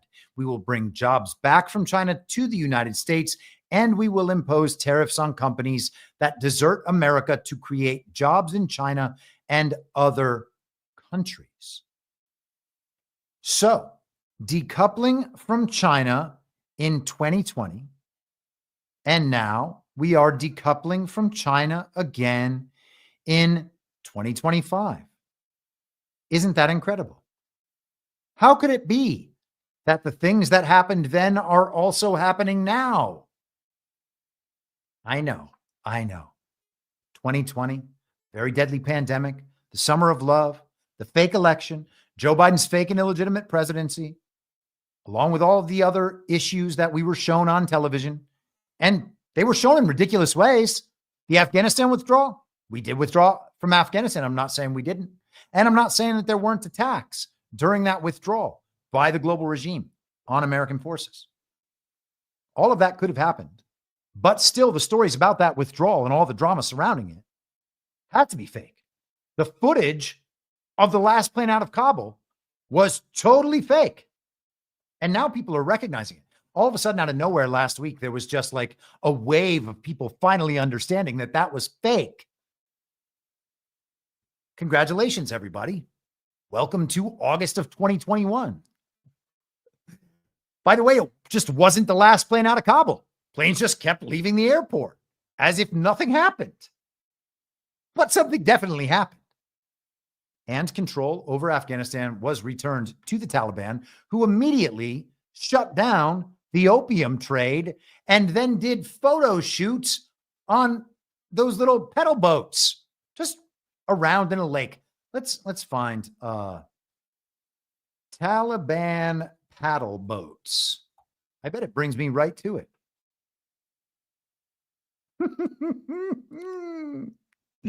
Oh gosh, I love this headline right here. Yahoo News, bizarre Taliban photos emerge. Quote, this is real. There we have it. Look at these terrorists just out there paddling around this lake. Gosh, makes Afghanistan look like a lovely place. Taliban in Bamyan province. These photos are real. Well, how could they not be real? What do you have, like artificial intelligence image generation or something? Not in 2021. That just started last year. Crazy. Because, I mean, they give us the same capabilities they themselves have had for this long, right? Surely regime-oriented militaries and intelligence organizations didn't have access to image generation this entire time, or video generation. They can't just make things up and then show them to us and say, look at this. This thing happened on the other side of the world. Now we need to go to war. We wouldn't believe it if they did that. Yeah, we would. We believed exactly that bullshit for the last 100 years and been talked into all manner of retardation and chaos, destroying ourselves in the process because we are so easily hoodwinked as soon as they put pictures or video in front of us. Well, how could it be anything but real? What, are you not going to support America by believing that we have to go to war with people we just made up? Or if we didn't make it to space, and hopefully we'll get back to space by the end of the episode, but who knows how these things go. Donald Trump also signed an executive order on China on Wednesday. Here is the fact sheet from whitehouse.gov. Donald J. Trump closes de minimis exemptions to combat China's role in America's synthetic opioid crisis. Okay, so the fentanyl problem is blamed on China, even though Xi Jinping has quick trial and put to death all drug dealers. Trump actually got that idea from Xi Jinping. So how is it possible? Closing loopholes in the tariff system. Today, President Donald Trump signed an executive order eliminating duty-free de minimis treatment for low-value imports from China, a critical step in countering the ongoing health emergency posed by the illicit flow of synthetic opioids into the U.S. Following the Secretary of Commerce's notification that adequate systems are in place to collect tariff revenue, President Trump is ending duty-free de minimis treatment for covered goods from the People's Republic of China and Hong Kong starting May 2nd, 2025 at 12:01 a.m. Eastern. The People's Republic of China, he says. Imported goods sent through means other than the international postal network that are valued at or under $800 and that would otherwise qualify for the de minimis exemption will be subject to all applicable duties, which shall be paid in accordance with applicable entry and payment procedures.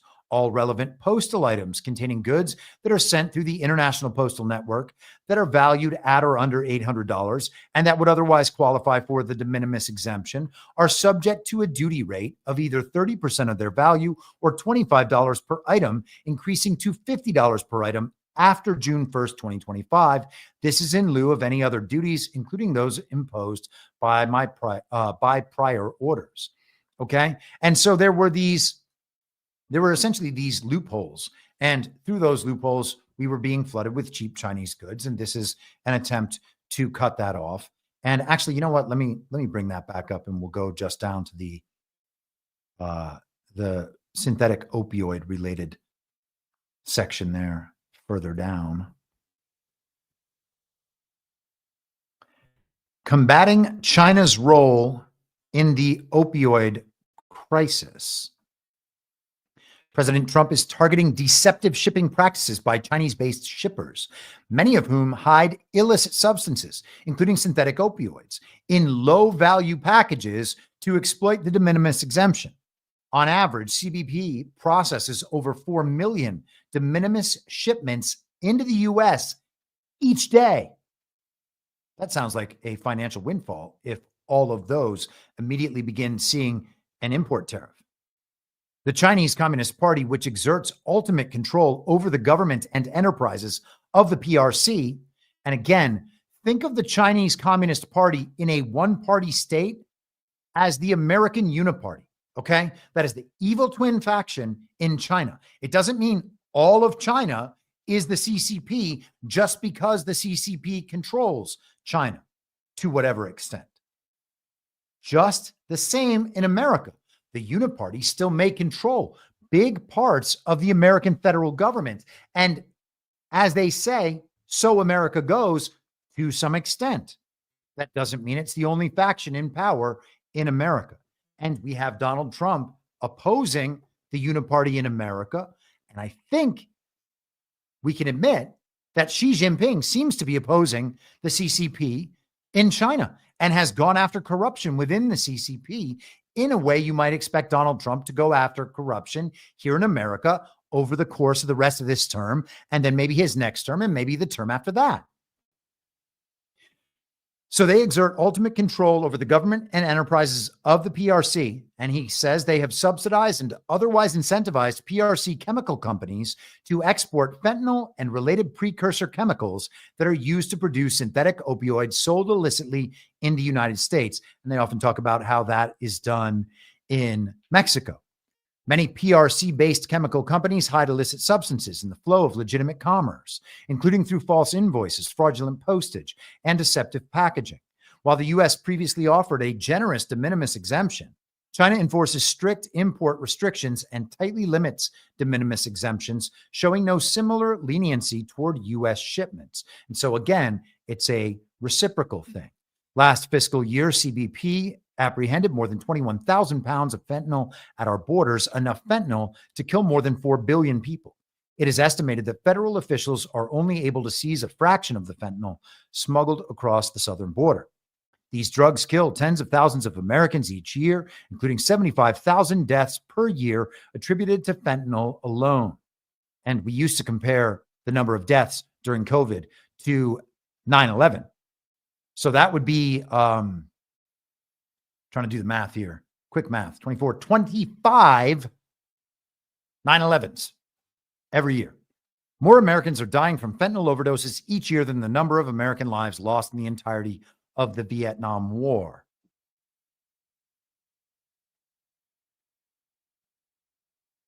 My pal CanCon this morning on Badlands Daily had found this video, I guess on Twitter or something. This is Nancy Pelosi essentially making the MAGA argument on China and tariffs in 1996. And I think that this is worth adding to the show today. And so apologies if you already heard some of this morning. How far does China have to go? How much more repression? How big a trade deficit and loss of jobs for the American worker? And how much more dangerous proliferation has to exist before members of this House of Representatives will say, I will not endorse the status quo? As I mentioned, it's about jobs, proliferation, and human rights. And there are those who say we shouldn't link human rights and trade and proliferation and trade. I disagree. But if we just want to take up this issue on the basis of economics alone, indeed, China should not receive most favored nation status for several reasons that I'd like to go into now. I'd like to call the attention of our colleagues to this chart on the status quo that the business community is asking each and every one of us to endorse today. Right now, we have a $34 billion trade deficit with China, the 1995 figure. It will be over $40 billion for 1996. Since the Tiananmen Square massacre, this figure has increased 1,000%, from $3.5 billion then to about $34 billion now. In terms of tariffs, I think it's interesting to note that the average U.S. MFN tariff on Chinese goods coming into the United States is 2%, whereas the average Chinese MFN tariff on U.S. goods going into China is 35%. Is that reciprocal? On exports, China only allows certain industries into China, of U.S. Industries into China, and therefore only 2% of U.S. exports are allowed into China. On the other hand, the U.S. allows China to flood our markets with a third of their exports, and that'll probably go over 40%, and it's limitless because we have not placed any restriction. In terms of jobs, this is the biggest and cruelest hoax of all. Not only do we not have market access, not only do they have prohibitive tariffs, not only are our exports not let in very specifically, but China benefits with at least 10 million jobs from U.S.-China trade. The president in his statement requesting this special waiver said that China trade supports 170,000 jobs in the United States, 170,000 jobs, whereas our imports from China support 10 million jobs at least. Fact is that U.S.-China trade is a job loser. And one of the reasons that it is because first let me just make another point, and that is that our colleagues on the other side of this issue will say the trade with China, exports to China have increased 3 times in the last 10 years. They have. But they fail to mention that imports from China have increased 11 times, thereby leading to this huge trade deficit. The other issue, in addition, if intellectual property is a $2 billion, $3 billion loss, technology transfer is in the hundreds of billions of dollars. If you want to sell to China, your products into China, the Chinese insist that you open a factory there. They misappropriate your technology, open factories of their own, and then say to you, now we want to see your plan for export. That's as simply as I can say it briefly. But the fact is, this isn't about products made in America. The Chinese want American products that are made in China. And the most serious of these transfers of technology are in the airline industry, where Boeing tail sections of the Boeing 737s were mostly made in Wichita, Kansas. Now they are made in Shen province, where workers make $50 a month. And they had the transfer of the technology and the transfer of the jobs has taken place. General Motors, Ford, they're all fighting to get in to build factories there so they can make parts there. They want MFN so they can get those parts back into the United States. So we are exporting not low-tech jobs and textile jobs. We're exporting our technology. Now, if you take a country the size of China with the very cheap, and in some instances, slave labor, the lack of market access, the rip-off of our intellectual property, the transfer of technology, a country that is not willing to play by the rules in any respect in this trade relationship, you have a serious threat not only to our relationship, but to the industrialized world. And if there's one message that I want our colleagues to understand today and our constituents is that on this day, your member of Congress could have drawn the line to say to the President of the United States, do something about this U.S.-China trade relationship that is a job loser for the United States. And this brings us to the point that others have said, well, we can't isolate China. Do you think for 1 minute that with 10 million jobs at least, and $35 billion and be over $40 billion this year in a trade surplus, all those billions of dollars in surplus, that the Chinese are going to walk away? Where are they going to take 35 to 40% of their exports? Who's going to buy them? This is what sustains the regime. The funding and the jobs. They can't have those people out of work. They have to be at work exporting to the United States. Now that is really something. We should sign that lady up to sell the MAGA agenda. And actually, to be honest, Nancy Pelosi has sold her agenda so poorly that she actually has done a bang-up job on selling the MAGA agenda. Where are we? Okay, let's try to hurry through the rest of this trade stuff because there's just so much going on. I feel like I could go on all day. But I'm not going to do that because that is madness. This is the New York Times from this morning. Trump's trade war escalates as China retaliates with 34% tariffs. China has struck back at President Trump on Friday evening in Beijing in a rapid-fire series of policy announcements, including 34% across-the-board tariffs. China showed that it has no intention of backing down in the trade war that Mr. Trump began this week with his own steep tariffs on imports from around the world. China's finance ministry said it will match Mr. Trump's plan for 34% tariffs on goods from China with its own 34% tariff on imports from the United States. Separately, China's Ministry of Commerce said it was adding 11 American companies to its list of unreliable entities, essentially barring them from doing business in China or with Chinese companies. The ministry imposed a licensing system to restrict exports of 7 rare earth elements that are mined and processed almost exclusively in China and are used in everything from electric cars to smart bombs.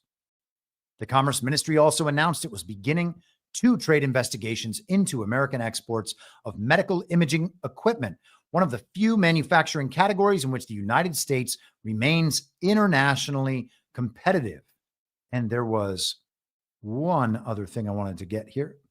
China's finance ministry issued a statement strongly criticizing Mr. Trump's tariffs, which will begin to take effect on Saturday and fully kick in next Wednesday.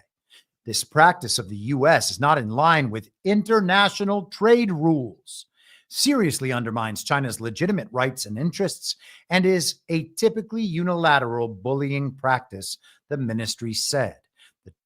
And we can leave that one right there. So the international rules are breaking down. Now they're going to hurt China. China is slapping us with reciprocal tariffs. And what are we going to do? I guess we're just going to stop buying cheap Chinese goods all the time. Or we might pay a little bit more for them. But the decoupling is in full effect, and that is the point. We want to decouple with them, and they're saying, fine, well, then we're going to decouple with you. That's like the old, there was this old kind of cliched scene in sitcoms. I remember growing up, and like I was watching after school television or whatever, or TGI Fridays, not TGI Fridays, the restaurant, but TGIF on, I think it was ABC or something. But there would always be like the kid would get fired at work. The boss would be like, you're fired. And the employee would respond like, you can't fire me because I quit. And I was always like, well, that's dumb. You've already been fired. Oh, yes, it's just protests. Truth Social, Donald Trump. China played it wrong. They panicked. The one thing they cannot afford to do. Now, when Trump is talking tough about some of these other countries, the way I view this, good twin, evil twin faction, right? When he talks tough about Iran or North Korea or Russia or China or whoever, I am quite certain that Trump knows each one of these countries is 2 things. There is a global regime faction in China, and whatever power they have is being used to push global regime interests with China as the avatar, with China and their economy, however much they control of it, as the forcing function.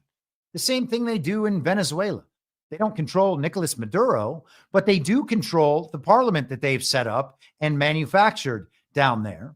And so that's the part of the Venezuelan government that Trump is going after when he talks about going after the Venezuelan government. Maduro is the guy saying that Joe Biden and the DEA and the FBI set up Tren de Aragua and run this part of the problem. Okay. And so there's no way that I would ever believe Donald Trump and the people around him are unaware of these dynamics. And so then it's just a matter of how they communicate them. Okay. And then communicating them this way is not only accurate because they're referring to the evil twin faction in these countries, but it also protects them from the claim that Donald Trump is a partner to these particular regimes, which we are told across the board are despotic, authoritarian, communist, socialist, leftist, whatever regimes, regardless of the truth or falsity of that claim. Okay. All that matters in good twin, evil twin is whether or not the particular actor or company or country or regime or whatever it is in league with the global regime and moving toward that top-down centralized control, or if they are moving toward decentralization, fragmentation, and the emergence of the multipolar, sovereign, nationalist world order. And I believe that that is what we are seeing. Okay. Gem for me, Rumble Rant, $10. Hi, Chris. Can you post some of the links to the chat? I'm fighting a narrative war over here. Yes, I've often thought about how best to do that. I've thought occasionally about putting it in show notes, but it's relatively disorganized in the way that I go through these things. It's just in my like Apple Notes. And so without taking extensive additional time to organize those, I feel bad about putting them in the show notes. And truth be told, I'm not going to take that additional time. I will refer you, though, to Telegram, to the information stream, t.me/very reasonable. The Telegram app is the best app for transmitting information that I have ever used. I think it is by far the best. I don't think anything else is anywhere close, not even X, formerly Twitter. And in that information stream, you can use the search feature and then search these terms. And I always try to make a point of reading out the entire headline from these links. So if you just type that into a search engine, you should find the link pretty quickly. If I think of a better way to do this, then I will. But as I made clear last week on the show, I'm going to be scaling back from doing shows for a few months to focus on writing for the Substack, but also for books. So I don't think that this is going to be a problem for much longer. And then by the time I come back, maybe we'll have a different workflow or something. We shall see. But thank you for the comments. I know that that's important. I wish there was a great way to just put a number of links up at once. Unfortunately, beyond putting them in the show notes. And by the way, they wouldn't even fit in most podcast app show notes. So it's not a perfect solution no matter how I approach it. But I understand the concern, and I do think about that. Real Purdy won $50. Thank you. Chris, thanks for keeping us entertained and updated. Your perspective on current events is helpful. Have a great weekend and best wishes on writing your new book and taking a rejuvenating sabbatical. And thank you very much, Real Purdy. That is exactly what I will be doing. Someone just asked how to gift subscriptions. If you mean on Rumble, I think you just have to hit that little present icon right below the chat entry area on the web version. I'm not sure on the mobile version of the app. Okay. So the China decoupling is clearly happening in a major way at this point. And speaking of things that were done 5 years ago and we're just being told are done now, Donald Trump this afternoon, on Truth Social addresses TikTok and its relation to China. And we actually heard him address that on Air Force One yesterday as well. He said maybe there's room for negotiations with China about this TikTok thing. So it's all just leverage and negotiation. Always. Trump is always mid-negotiation. My administration has been working very hard on a deal to save TikTok, and we have made tremendous progress.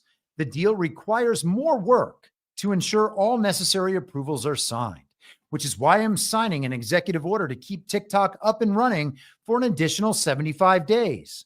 We hope to continue working in good faith with China, who I understand are not very happy about our reciprocal tariffs necessary for fair and balanced trade between China and the USA. This proves that tariffs are the most powerful economic tool and very important to our national security. We do not want TikTok to, quote unquote, go dark. We look forward to working with TikTok and China to close the deal. Thank you for your attention to this matter. Well, alrighty then. What do they have brewing on TikTok? Well, let's take a look at Reuters from just today. Walmart considers joining investor group to buy TikTok.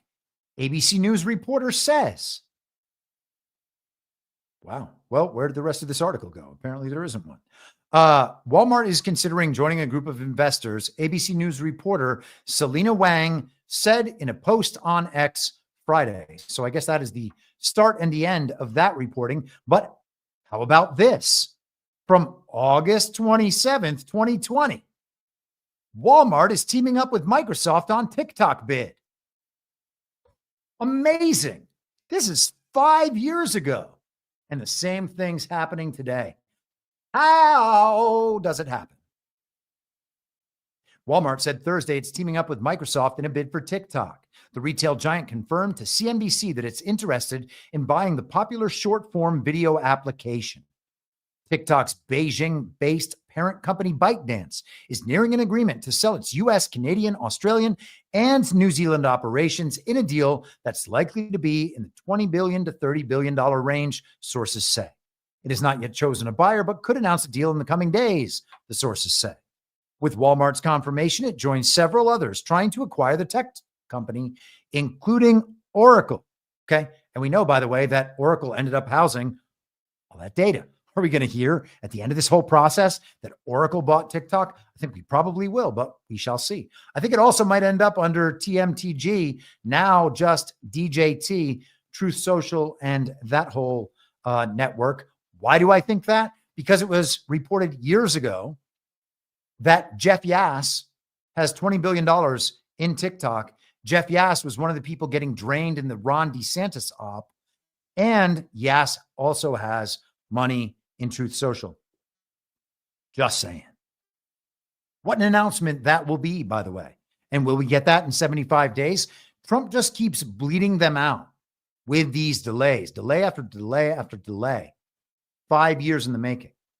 Walmart is pursuing the acquisition at a time when it's trying to better compete with Amazon. It plans to launch a membership program called Walmart Plus soon.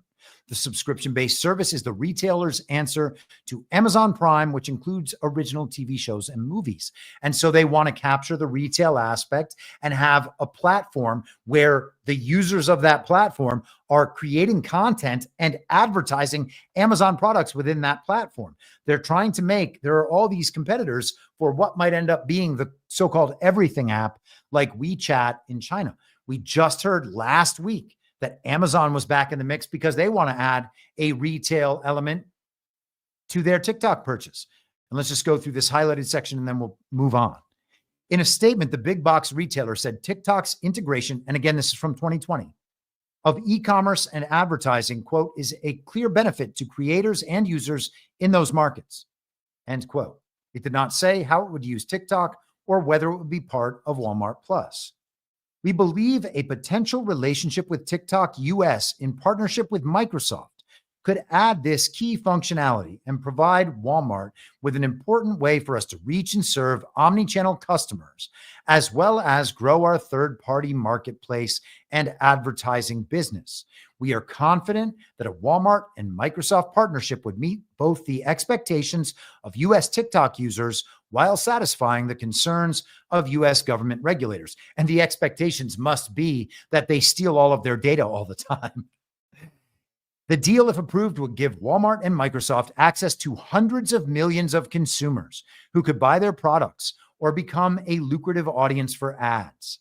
In a filing this week, TikTok said it has nearly 100 million monthly active users, in the US. That's up nearly 800% from January 2018.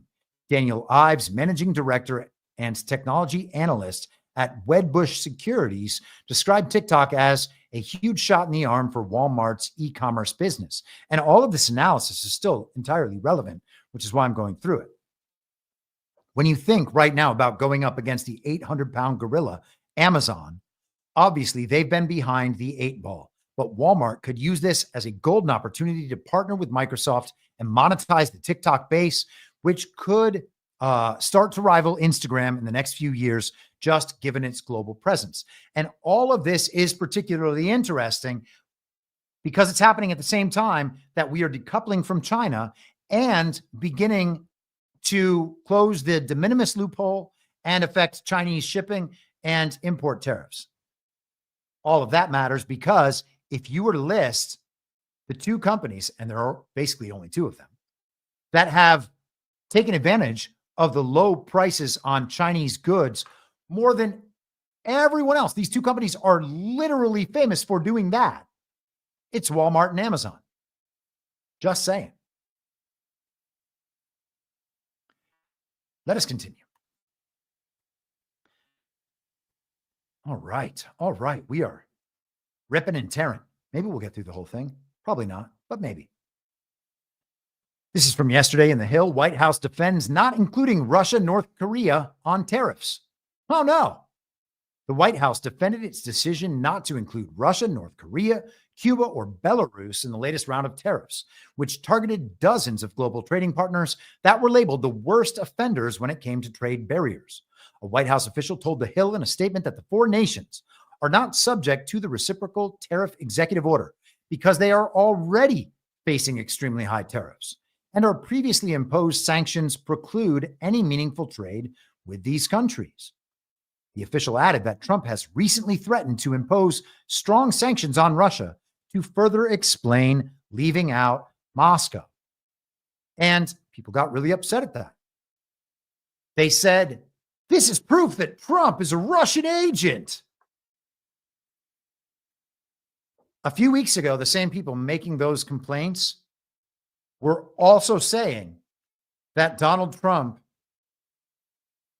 was a Russian agent because when he imposed when he proposed sanctions and tariffs on Russia, they said, we don't really trade with Russia anyway. But now he's a Russian agent for imposing those tariffs that before were pointless because we didn't actually trade with them. Doesn't matter what it is. Trump's always the bad guy. And he's always a Russian agent. Everything proves that Trump is bad. Everything proves that Trump is a Russian agent. Everything proves that Trump is a narcissist. Everything proves that Trump is just in it to make money. The same narratives for 10 years. We are 2 months away, 2 months and 10 days away from the anniversary of Trump sliding on down that golden escalator. 10 years. It's crazy. 75-day extension on the TikTok ban, by the way, puts us at January 20th. Okay? So just a week after Trump's birthday, the Flag Day, the anniversary of the coming together of the Continental Army in 1775, and somewhere around the official beginning of America's 250th birthday, as promised by Donald Trump. And I expect that he will probably stick to those dates. Coincidence? No. 10-year plan? Yeah. How can you plan for 10 years and still have all the events be real and spontaneous in the world? The answer is you can't. And you know what sort of situation enables that? When the news ain't real, people believe it anyway. At that point, you can really make anything you want happen in the world, can't you? Matter of perspective, I suppose. What about Canada? Canada and Mexico were left off the tariff list. Carney says Canada will fight back as Trump takes trade war to the world. This is from CBC, which is Canadian BBC. All the same regime. All the exact same regime. Down here, just before announcing his latest round of tariffs this afternoon, Trump said he saw today as one of the most important days in American history. It's our Declaration of Economic Independence, he said from the Rose Garden. Now, I just wanted to point this out. As we've detailed here, Canada and Mexico escaped those reciprocal tariffs today on account of CUSMA, the free trade agreement. But steeper tariffs and a broken alliance remain. That is the U.S.-Mexico-Canada agreement, the USMCA. These dirty Canadians call it the CUSMA, prioritizing themselves. How dare they? That doesn't sound like the sort of behavior one would expect from the people wishing to be our 51st state. And settle down, Canadians. I know that you don't want that. Although some of you probably do. And some of you probably realize that it's already happened. Just kidding. You are still the subjects of the British monarch, King Charles III, he of the swollen hand and the decaying head, I guess. I don't know. He's our king. I mean, and, making fun of kings, making fun of presidents, making fun of doctors and lawyers, where does it stop? We keep just giving titles to people and then holding them up on pedestals. Oh, this person in the white coat, this priest of the religion of scientific materialism and neo-Kabbalah.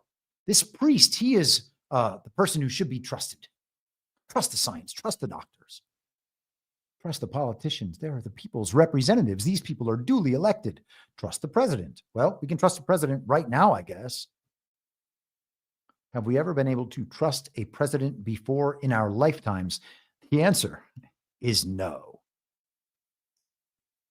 What about Jack Kennedy? Well, suit yourself, I guess I would say. Suit yourself. Okay. Continuing on. Places that did not escape Donald Trump's tariffs. This is CBS News. Trump's tariffs target Heard Island and McDonald Islands, Australian territory inhabited by penguins. With his announcement of widespread new tariffs on Wednesday, President Trump spared very few places in the world from his effort to upend global trade. Not even the remote Heard Island and McDonald Islands, a sub-Antarctic Australian territory inhabited by penguins, but no people. The tariffs were listed among the nations and territories hit by the Trump administration's universal 10% tariff, along with mainland Australia. Managed by the Australian government's Antarctic division, the islands are unoccupied by humans and remain one of the world's least anthropogenically disturbed areas. And I guess that is a very complicated way of saying not messed with by humans, according to an official website, and that would never be lying. Due to the extreme isolation of Heard Island and McDonald Islands, together with the persistently severe weather and sea conditions, human activities in the region have been and remain limited, the Australian government website explains. Terrestrial and marine research undertaken as part of the Australian Antarctic Science Program is currently the main human use of the marine reserve, while commercial fishing in the adjacent HIMI fishery, and I assume that means Heard Island, McDonald Island, is the most frequent activity in the region. And look at those happy penguins. How dare Trump tariff the penguins? And blah, blah, blah, Antarctic. Also, Norfolk Island, another Australian territory with a population of just over 2,000, was hit with an even greater tariff of 29%, nearly 3 times higher than the Australian mainland. Oh no, he is going to crush the economy of Norfolk Island's 2,000 people. How dare he? And look at this.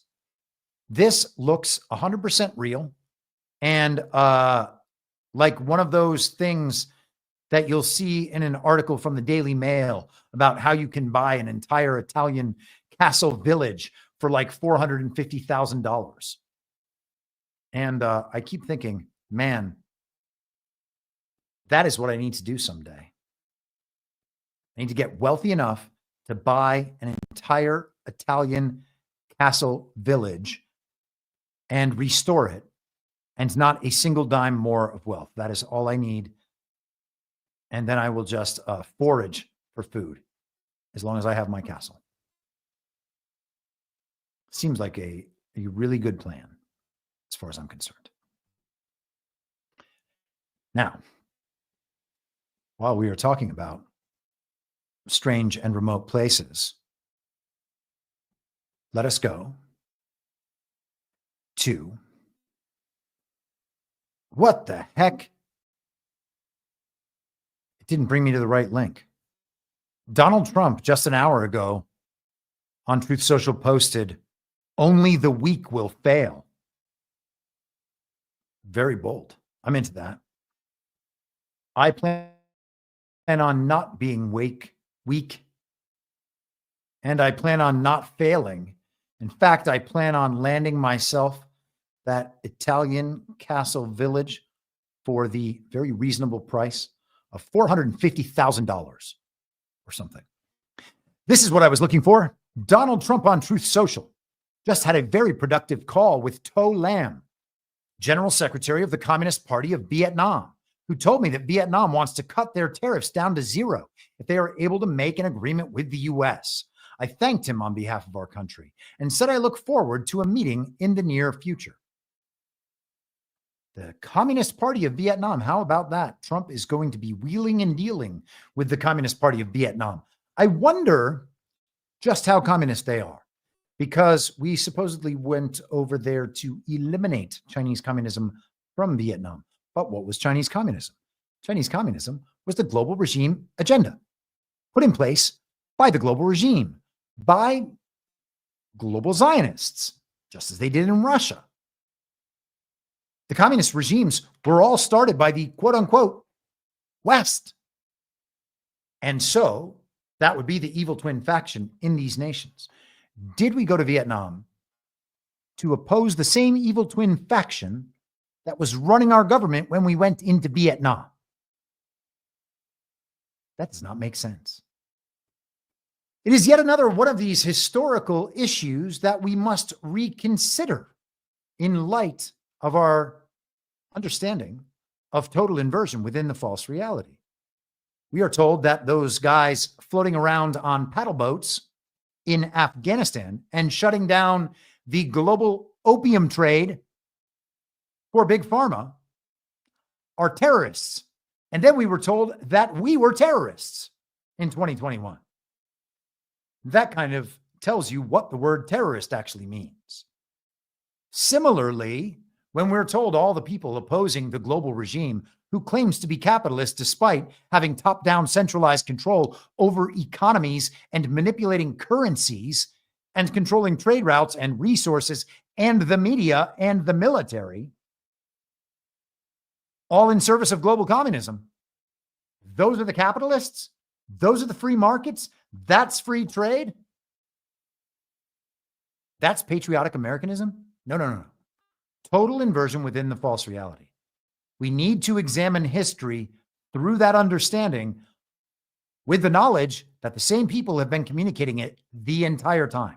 And if you don't think Vietnam is subject to that, well, I guess we all got another thing coming. Sooner or later, over the course of these next few years, I may well go ahead and study that in some great depth. And every time I go back and look at a historical issue, through the lens, through the understanding of total inversion within the false reality, and through the lens of these falsified histories, you can immediately begin to unpack all of the bullshit. It's not that hard. In fact, you just go to the most pro-regime sources you can find and understand the inversions, and they're just admitting the entire thing. Take away the labels, remove the labels, ignore the labels. It then becomes, in my mind, pretty simple, but I'm crazy, you know? We talked a few months back while we are in Southeast Asia, in the Southeast Asia portion of the show, we talked a few months back about the supposed coup in South Korea.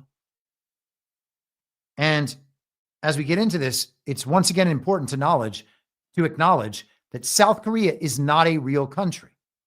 South Korea is a U.S. occupation within the country of Korea. And we are still, Steve Bannon said that World War II is not actually over. The Korean War is not over. It's not even like you're saying that in some literary sense, right? Metaphorical sense or whatever, however the right way of saying that might be. It's not coming to mind right now. The Korean War just isn't over. Although it will be announced as being over, and Donald Trump will have facilitated the end of it, and that will have happened in 2019, but it will be announced as happening whenever it happens, maybe sometime this year or next year. And at that time, we'll think that it just happened then, but no, it happened back then. So it's just Korea, and then we have a false reality layer of the Korean government in South Korea under the U.S. occupation until that is fully removed. Okay. And so understanding all those things, then we can think about this here.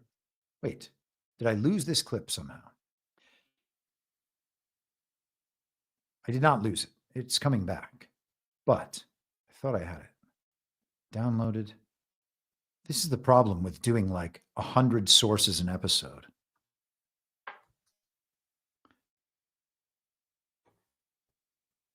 Hold for processing. Here we are. Here we are.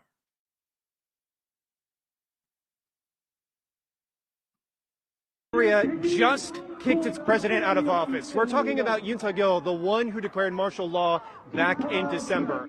주문, 피청구인 대통령 윤석열을 파면한다. And what we're seeing right now, that just said that Yoon is dismissed. Huge range of emotion. Opponents of President Yoon literally dancing in the street, some of them crying. But his conservative Interesting that they have yellow vests on, isn't it? supporters, many with Stop the Steal signs, are devastated, saying they think the president is being stolen from them. Now, that lady is acting. No one cries like that. The bottom line today, South Korea's highest court... Except for, to be perfectly honest, that that meme lady, I think it's a lady, from Trump's first inauguration. That was hilarious. that crying liberal that's in all the memes. Court said when Yoon tried to impose martial law, that violated the Constitution. So he is done being president, effective immediately. And as for what happens now, there's going to be an election within 60 days to pick a new president. Until then, the prime minister is in charge. Yoon, though, still faces a criminal trial for his martial law declaration, and he could ultimately face years in prison. Yoon is South Korea's second president to be removed through impeachment after President Park Geun-hye in March of 2017. And looking ahead, South Korea faces new stiff U.S. tariffs, so the country will have to elect a new president, one who could go toe-to-toe with the Trump administration. Man, I wonder what happens if he can't go toe-to-toe with the Trump administration after those fake elections are held in quote-unquote South Korea and then broadcast to the world as some legitimate government, though it will not be. It's just going to be Korea. It's just going to be Korea. The same way that the eastern third of Ukraine and Crimea are Russia, the same way that Hong Kong is China and Taiwan is China and Guyana is Venezuela. It's just Korea. The maps are being undrawn because the people who drew the maps had no business drawing them. And they enforced the lines on those maps with the U.S. war machine and with economic manipulation, media manipulation, control over resources, and control over trade routes. It is always the same program everywhere. And once we recognize the program, the trick becomes impossible to pull off. The only problem is that most people are still fully invested in that system and in that understanding, which makes the opposite understanding seem absolutely crazy to people who absolutely don't know anything at all about anything, though some of them have spent a considerable amount of time memorizing fake news and fake histories. This is the Daily Mail from this morning. Texas rocked by swarm of 4 earthquakes in less than 6 hours. Texas earthquakes. What the F? Now, we talked about earthquakes last week. We talked about very natural disasters last week. And I would bet that a bunch of people thought, hey, that guy's crazy for talking about how the building in Bangkok obviously didn't fall down due to an earthquake with an epicenter 640 miles away, because that's impossible. That can't happen. It's dumb as shit to believe that it did happen. Okay? That aside, the earthquake in Myanmar was immediately framed as some failure of the military junta that controls the government of Myanmar. Formerly Burma. Oh, man. Whenever very natural disasters are immediately used for a political purpose and the very natural disaster can be created by unnatural means, assume it's the unnatural means. And then, of course, we had the stories about airstrikes and bombing runs in the same places that the earthquake hit, which makes it all that much harder to believe that any of the earthquake story in Myanmar was more than a cover story for other events and an attempt to make the regime, the military regime there that kicked out the global regime, look bad. Okay? Now, to this Texas story. So no damages or injuries have been reported, just so that everyone understands we're not making light of a tragedy. While West Texas has several fault lines, the earthquakes were likely caused by induced seismicity, earthquakes triggered by human activities, particularly oil and gas operations. Those operations cause quakes mainly through wastewater injection, which increases underground pressure and lubricates faults, making them more likely to slip. So we were just told that those are man-made earthquakes. Can that happen? Yep. Some people have researched this rather deeply. I'm not sure if Michelle's in the chat or watching today, but she was posting a bunch of stuff in Telegram on research she had done in 2021 on man-made earthquakes. Now, she suggests that it's about the depth of the seismic activity. I would suggest that that is already maybe trusting the science a little too much to assume that they are either recording that correctly or reporting it correctly. I would never give that assumption, and I would assume the absolute worst in every situation about the regime until proven otherwise. And they won't prove otherwise. And until they stop this sort of activity, I'm going to keep assuming the worst. Okay. So,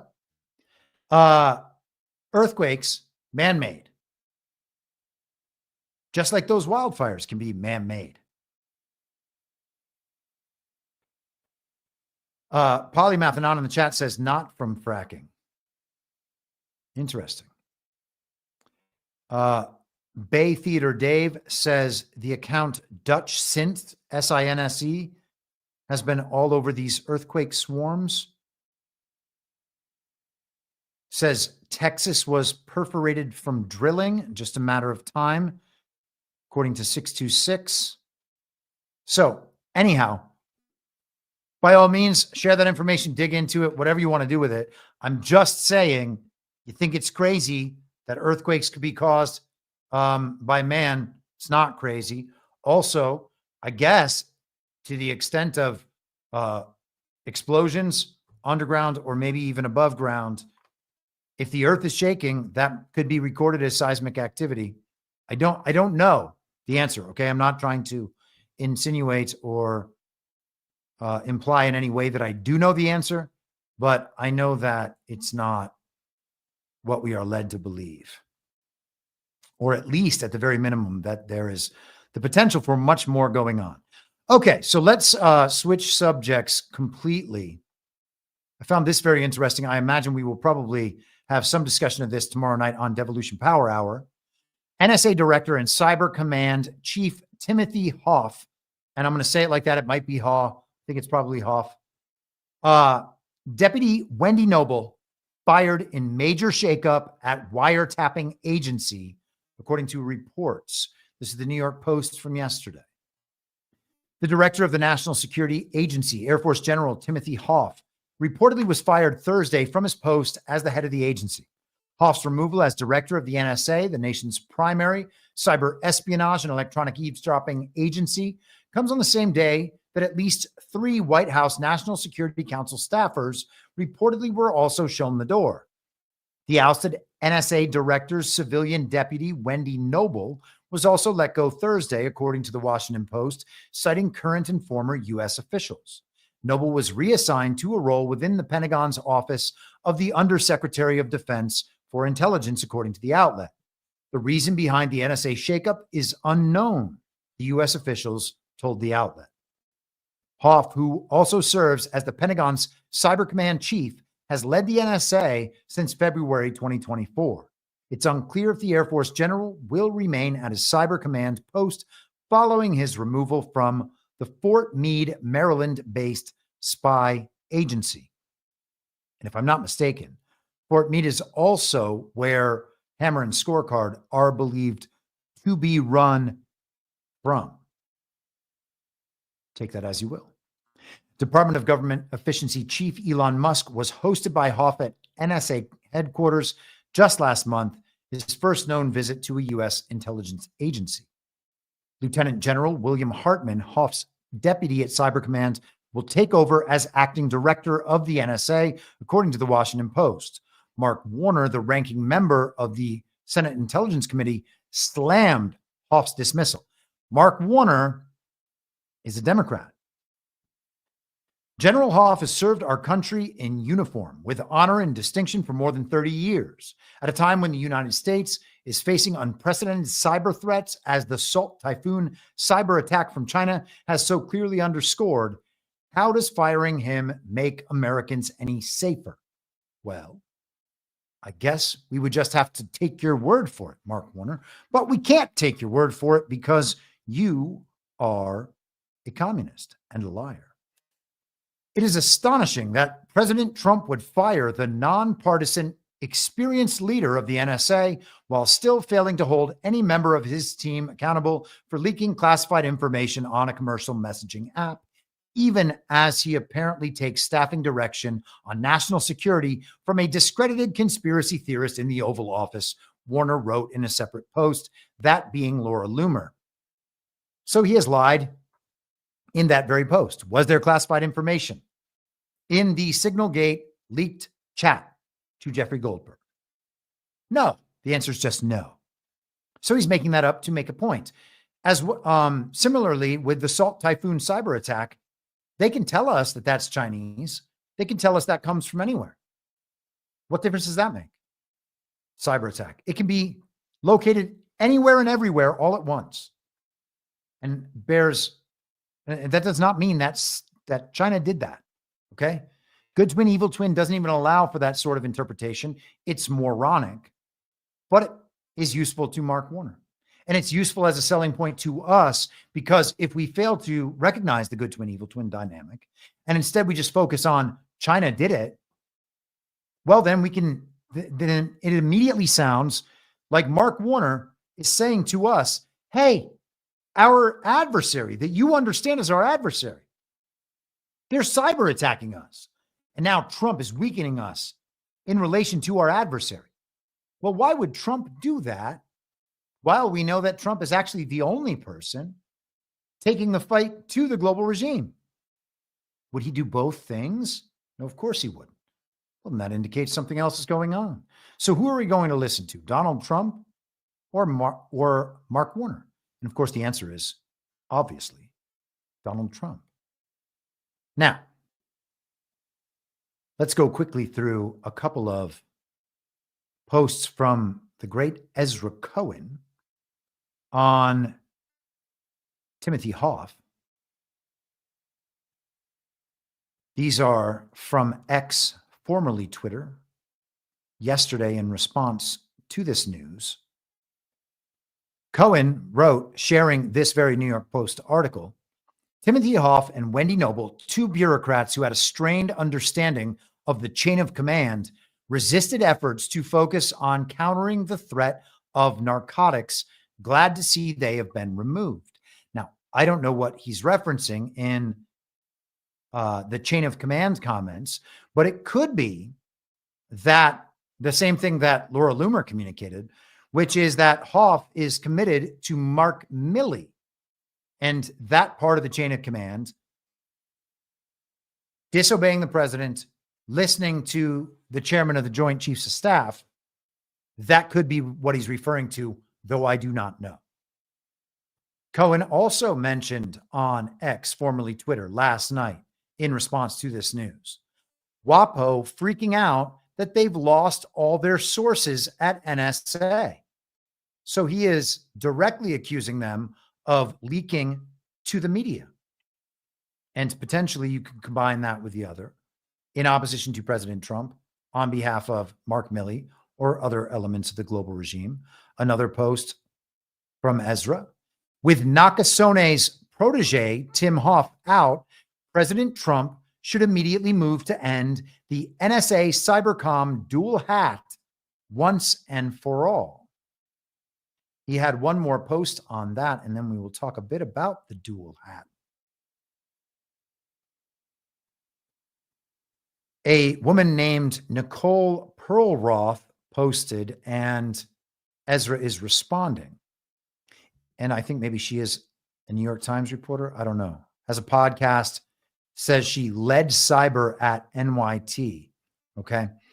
She writes, if you know General Hoff, you know he is the best possible person to lead NSA and Cyber Command.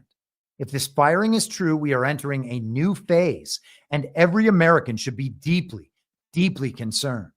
Only loyalists at scale. So she is essentially admitting that Hoff would have been in opposition to Donald Trump, and she is upset that Trump is letting him go because now there will be only loyalists, apparently. And this is the assertion that apparently the President of the United States and Commander-in-Chief, the Commander-in-Chief of the military, the very top of the chain of command, does not deserve loyalty down the chain of command. These people are insane. Really is amazing. In response, Ezra Cohen, I've never heard of this lady. She claims to have led cyber at the NYT, whatever that means. In any event, anyone who definitively says NSA should be led by a military officer who is dual-hatted as the commander of CYBERCOM has questionable judgment, okay? And so let's get into the dual hat problem. And it's really interesting. And I'm not saying I've reached the bottom of this. I have not. This is something that we've looked into a few times over the years. This is Axios from August 18th, 2017. Trump elevates Cyber Command. Trump approved an Obama-era plan Friday to elevate Cyber Command, currently housed at the National Security Agency, to be a unified combatant command. This shows the U.S. is getting serious about dealing with cyber warfare. The move will also help the U.S. bolster its cyber weapons so it can match Russia's capabilities, 3 U.S. officials told Reuters, and improve America's ability to interfere in foreign adversaries' military programs when necessary. This move shakes Cyber Command up a bit and gives it some operational independence, although it's not entirely separate from the NSA yet. Trump's announcement raised the possibility that it could eventually be entirely split off, which would grant it new powers as a standalone unit reporting directly to Defense Secretary James Mattis at the time. Then it would be the 10th Unified Command in the U.S. military. Commands are organized by region, for example, Pacific Command, and responsibility, for example, Transportation Command, and report directly to the Defense Secretary. Okay?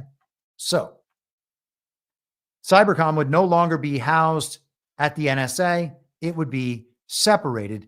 It would be just under the military, and the NSA would remain separate. And we'll get into the NSA's status in just a moment. Hold on, I'm just making sure I have my links set up here. Hold for processing. Here we go. Here we go. This is from Defense One, December 19th, 2020. Trump officials deliver plan to split up Cyber Command and NSA. So another thing that happened 5 years ago is actually happening now. Trump administration officials at the Pentagon late this week delivered to the Joint Chiefs of Staff a proposal to split up the leadership of the National Security Agency and U.S. Cyber Command. It is the latest push to dramatically reshape defense policy advanced by a handful of key political officials who were installed in acting roles in the Pentagon after Donald Trump, quote unquote, lost his re-election bid, sorry. A U.S. official confirmed on Saturday that Joint Chiefs Chairman Mark Milley, who along with Acting Defense Secretary Chris Miller must certify that the move meets certain standards laid out by Congress in 2016, received the proposal in the last few days. And does Milley actually have to weigh in? Does the chairman of the Joint Chiefs of Staff actually have to weigh in? I wonder about that. With Miller expected to sign off on the move, probably by statute, obviously not by the Constitution, because the Joint Chiefs is not a constitutional position, as far as I know. With Miller expected to sign off on the move, the fate of the proposal ultimately falls to Milley, who told Congress in 2019 that the dual hat leadership structure was working and should be maintained. So Milley wanted dual hat. Nakasone wants dual hat. Hoff wants dual hat. Ezra Cohen opposes it. Trump opposes it. Chris Miller et al. Oppose it. Military officials have watched warily as Miller, his chief of staff, Kash Patel, and acting under Secretary of Defense for Intelligence, Ezra Cohen Watnick, all installed since Election Day, have sought significant policy changes with just over a month remaining in office. Recent outgoing administrations have declined to push through major changes during the transition period. The post of NSA director and CYBERCOM commander are held by one person, currently General Paul Nakasone, in a dual hat arrangement, and the article goes on. One more on the dual hat. Where did it go? I posted this earlier in the info stream on Telegram, so you can certainly find it there. Defense scoop from July of 2023, CYBERCOM NSA nominee argues severing dual hat would be time-consuming, more complex, and less effective. And this here is General Timothy Hoff. He says, let's scroll down just a bit here. The signals intelligence and cyber operating environments substantially overlap. Eliminating the dual hat would reduce relevant visibility and understanding across both mission sets, increasing risk to intelligence sources and operational activities, Hoff wrote. It would reduce the speed and effectiveness of cybersecurity collaboration in the protection of national security systems, the DoD information network, and the defense industrial base by slowing and complicating information sharing and working with overlapping partners. Finally, ending the dual hat would complicate relationships with allies and partners that conduct their own signals intelligence and cyberspace operations. Hoff told senators Thursday, this is July 2023, during his confirmation hearing before the Senate Armed Services Committee, that having worked on each side of both organizations, quote, how we partner and be able to take guidance from a single leader becomes effective in our response so we can move with the speed and agility today. And it would be very difficult to replicate that in a different configuration. Now, Ezra Cohen has a significant and prolonged dislike for Paul Nakasone and calls Timothy Hoff his protege. And I forgot to show you this article, but again, defensescoop.com is where you can find that. So he is arguing that these two things should be housed together because they have significant overlap. I asked ChatGPT what the Trump argument was for the NSA and CYBERCOM split. I first asked if it was considered an independent agency constitutionally. It said the official status was that it was established by executive order, a secret memo from President Truman in 1952, not by Congress. Its parent agency is the Defense Department, alongside agencies like the DIA and the National Geospatial Intelligence Agency. The director is always a military officer, often dual-hatted as head of CYBERCOM. So it's not a quote-unquote independent agency. Here's the constitutional gray area. It was not created by Congress. So unlike the CIA, the NSA was never created through legislation. It was established by secret executive authority. That raises constitutional red flags, according to ChatGPT. It has secret budget and secret operations funded by the National Intelligence Program and the Military Intelligence Program. Most of its operations are classified. We know that about the surveillance, of course, because of Edward Snowden. Congress has oversight capabilities, but it's often superficial, and the NSA has been caught misleading or hiding activities.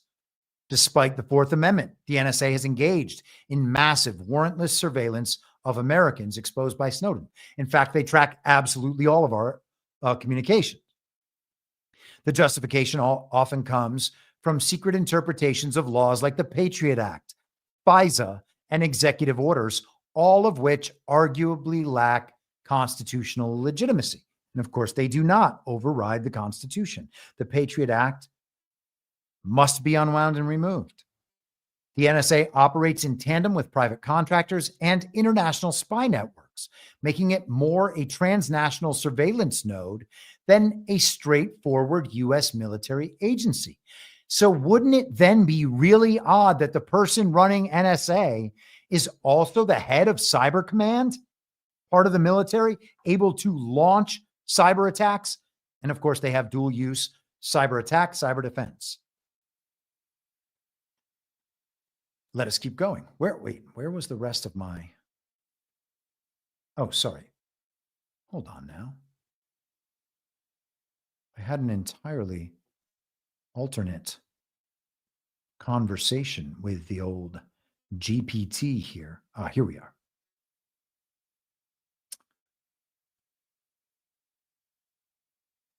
Let me...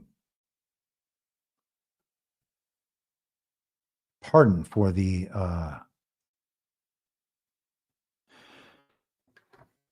thought I had another section to go through on that, but apparently I did not.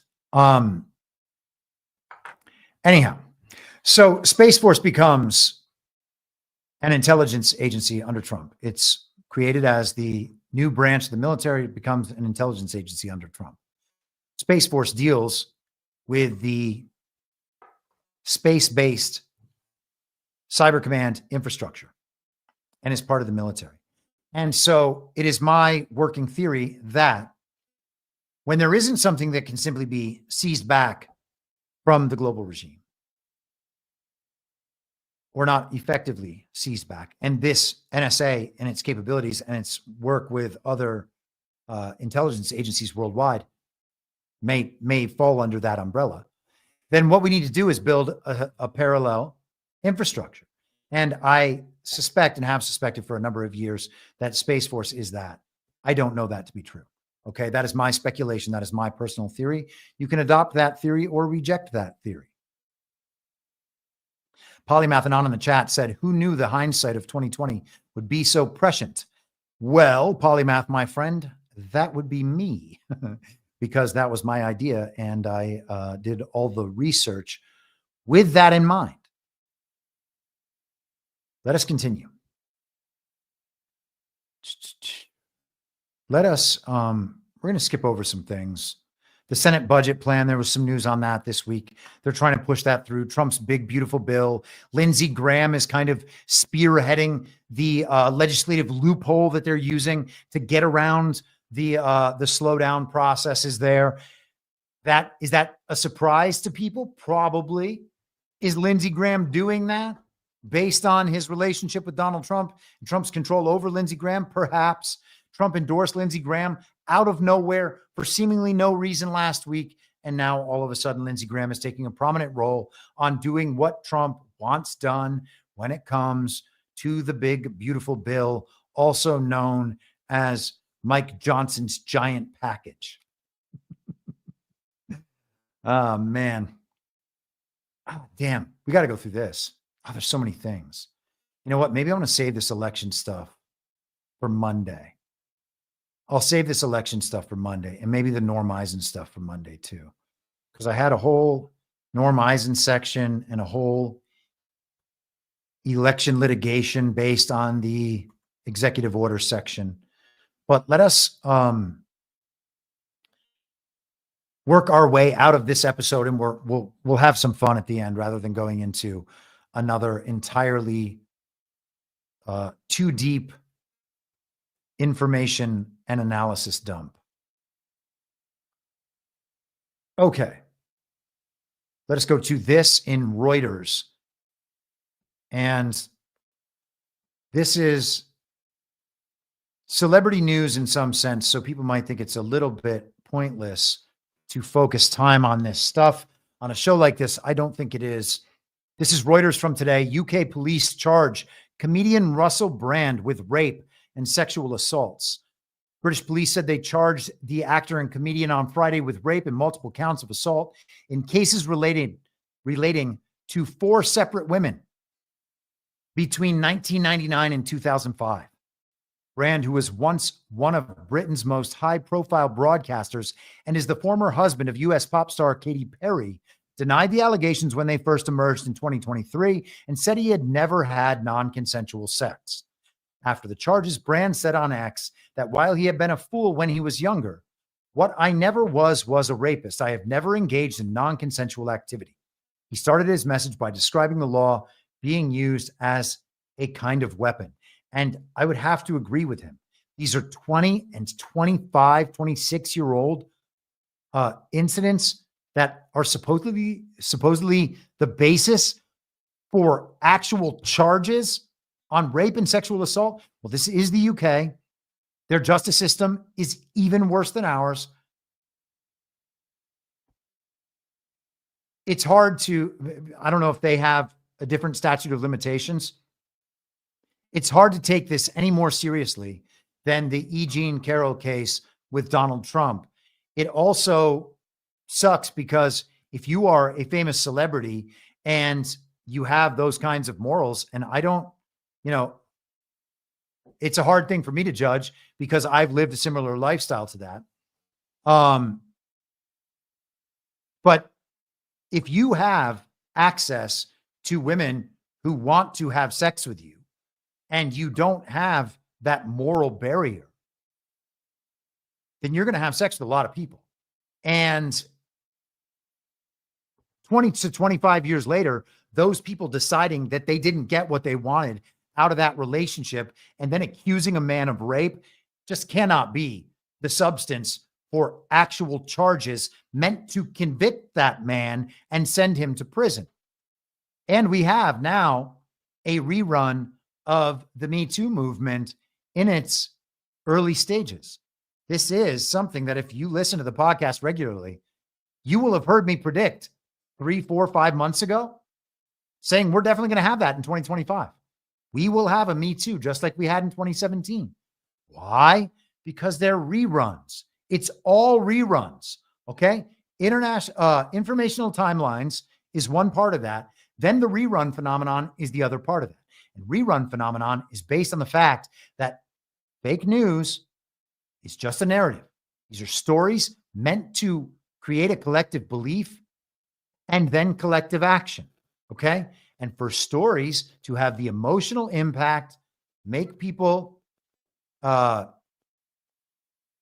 suspend their disbelief, accept the story, accept the meaning, and then act in a certain way, the story has to fit a certain story structure meant to elicit an emotional response. And so the same story structure has to play out over and over and over again to elicit the proper emotional response and then the proper behavioral response. And so it's always going to be reruns. There's only the one set of stories, okay? And there might be 100 of them or 1,000 of them, but there's only that one set. They change in time. They change the details, the who, what, when, where, why, and how, okay? That stuff changes. The rest of the story and its structure is the same. They need these scandals because eventually they go after Donald Trump with these scandals. And they use it to, as we saw in 2017, remove leaders and prominent individuals from powerful positions. The media is important to them. They want to remove media figures. Russell Brand is an apostate in terms of the entertainment industry. Okay?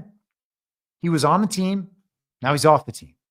Now, I'm not famous at all. certainly not anywhere close to Russell Brand. But the phenomenon is the same in Hollywood. I opposed the entertainment industry to their faces, and they tried to destroy my life. Russell Brand is facing that on a much larger scale. So, man, without any actual evidence, I don't know how anyone can even take this story seriously, to be honest. Russell Brand put out a statement, not apologizing. He didn't apologize. He explained himself. And I think that that's the right way to put it. I don't think that I should attribute, I don't believe he has anything to apologize for, but here he is. Firstly, thank you for these incredible and overwhelming messages of support. We're very fortunate in a way to live in a time where there's so little trust in the British government. We're very fortunate, I suppose, that this is happening at a time where we know that the law has become a kind of weapon to be used against people, institutions, and sometimes entire nations that will not accept and tolerate levels of corruption that are unprecedented. I'm speaking particularly to those of you that are watching this in the UK. How do you feel about your legal system right now? How do you feel about some of the high-profile cases that are not being pursued and prosecuted? How do you feel that the Southport murders were handled? How do you feel about the government of Keir Starmer? Now, that's just sort of general context. I've always told you guys that when I was young and single, before I had my wife and family, with just about a shot over there, my beautiful children, I was a fool, man. I was a fool before I lived in the light of the Lord. You can see that however you want to see it. I don't know the man. I can't speak to his honesty or his integrity. I can't speak to his awakening or his newfound faith. But he declares it loudly and proudly with a big audience and has gotten a lot of blowback for it. So I'm inclined to give him the benefit of the doubt. This is, speaking of his former wife, Katy Perry, the ridiculous pop star. ABC News, how Katy Perry and Blue Origin's all-female crew are preparing for space. Desperate astronauts of Hollywood, apparently we have here.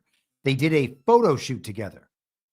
And this right here is Lauren Sanchez, Jeff Bezos's wife replacement, who I guess he's going to get married to, despite the fact that she's wearing someone else's face. That's Gayle King, Oprah Winfrey's girlfriend. And I don't know who the rest of these people are. But anyway, the countdown is on for an all-female crew headlined by singer Katy Perry to blast off to space on a Blue Origin rocket.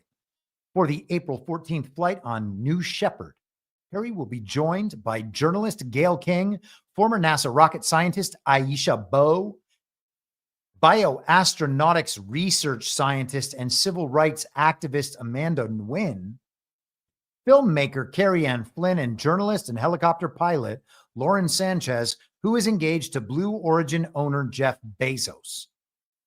Okay, who is flying the thing?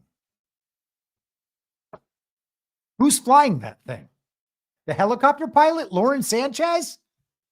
That lady with that face is going to pilot a spaceship? Is that what we are meant to believe? Oh no, it's going to be piloted completely by AI. It's going to be all automated. And if something goes wrong, then what? The all-female crew's mission to space will be the 11th manned spaceflight for New Shepard and the first all-female spaceflight crew since 1963, according to Blue Origin. The flight will last only around 11 minutes and reach a height of about 65 miles above Earth. The Kármán line, considered the boundary between Earth's atmosphere and outer space, is 62 miles, so Perry and her fellow crew members will not actually be launched into orbit. So they're going to just go up in the sky, but not through the firmament. Got it. They have been practicing, by the way.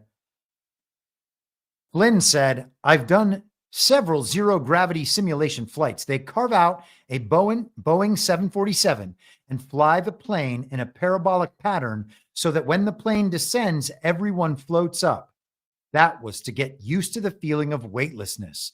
So I think I'm going to have some fun with that when we're up. I also did NASTAR training in Philadelphia and experienced up to 5 Gs of pressure. Wowie, wowie, zowie. That's all I have to say about that. Wowie, wow, wow, wow. Wowie, wow, wow, wow. Where are we here? Speaking of Amazon and space. Jeff Bezos' Amazon quietly launches plan to take down Elon Musk. This is from this morning in thestreet.com. Bezos has stepped down from his CEO post and turned his attention to the stars.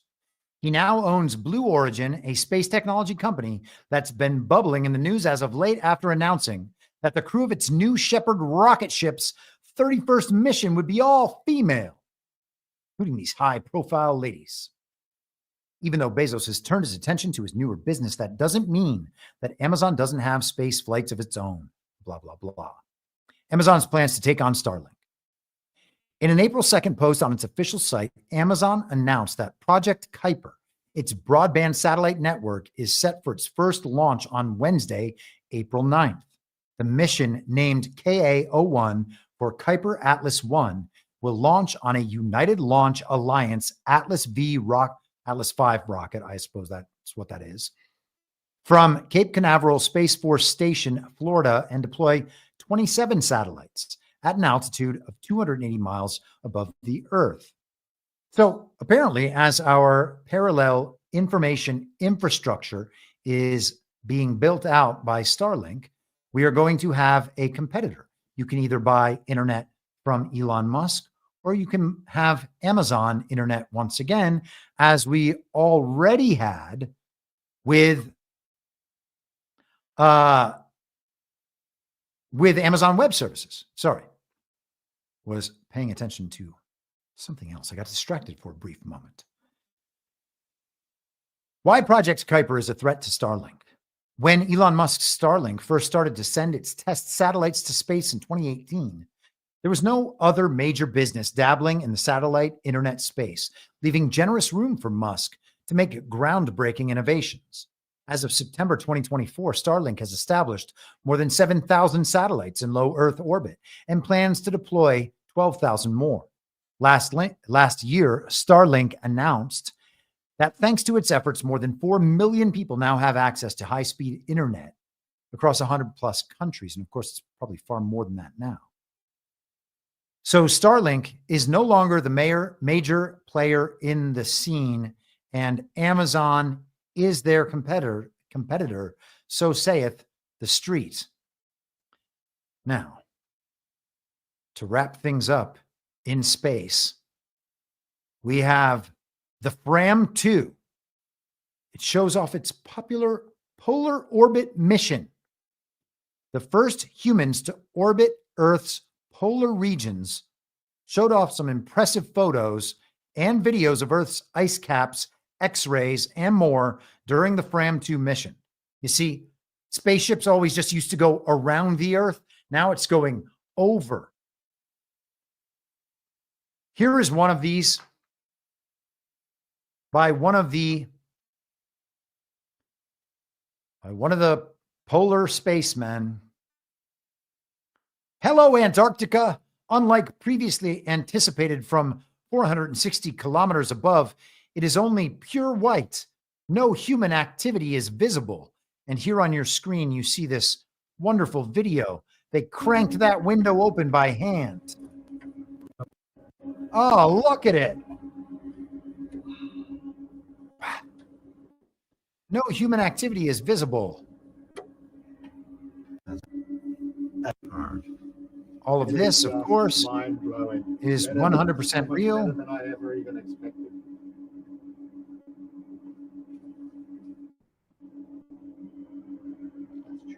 me show you. Let me show you. Oh my God! Check this out.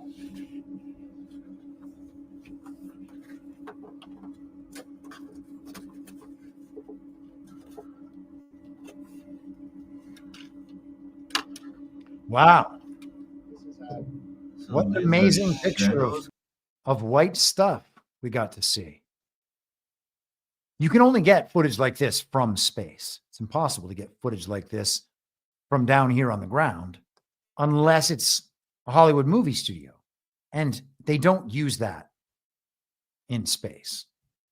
They never, ever show people space footage that was created in a Hollywood film studio, except for, moon landings and every other bit of anything space oriented we've ever seen, except for satellite imagery that just somehow NASA always has to adjust or use some sort of computer modeling or whatever to get those pictures. But besides all of those things, the rest of the pictures are totally from space, even though there are no rest of the pictures that are actually from space. It's only those edited ones.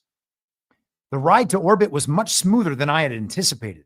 Apart from the final minute before SECO, I barely felt any G-forces. It honestly felt like just another flight. Well, that's probably just because you were on the ground. I had imagined it would feel like being in an elevator that suddenly drops, but that sensation never came. If I hadn't set free Tyler, the polar bear zero gravity indicator, I might not have realized we were already weightless. I think being tightly strapped into our seat buckets made the transition less noticeable. And he goes on and on. Here are, look, spacemen. Nothing happening outside of them, just these screens. And then they crank up, open this hatch, and then whatever's outside of that. Oh, it's beautiful. Oh, it's amazing. I don't know what to say, man. I really don't. But apparently now we have observed the Earth's top and bottom from space. And just to close things out, let's get ourselves a soft landing via parachute.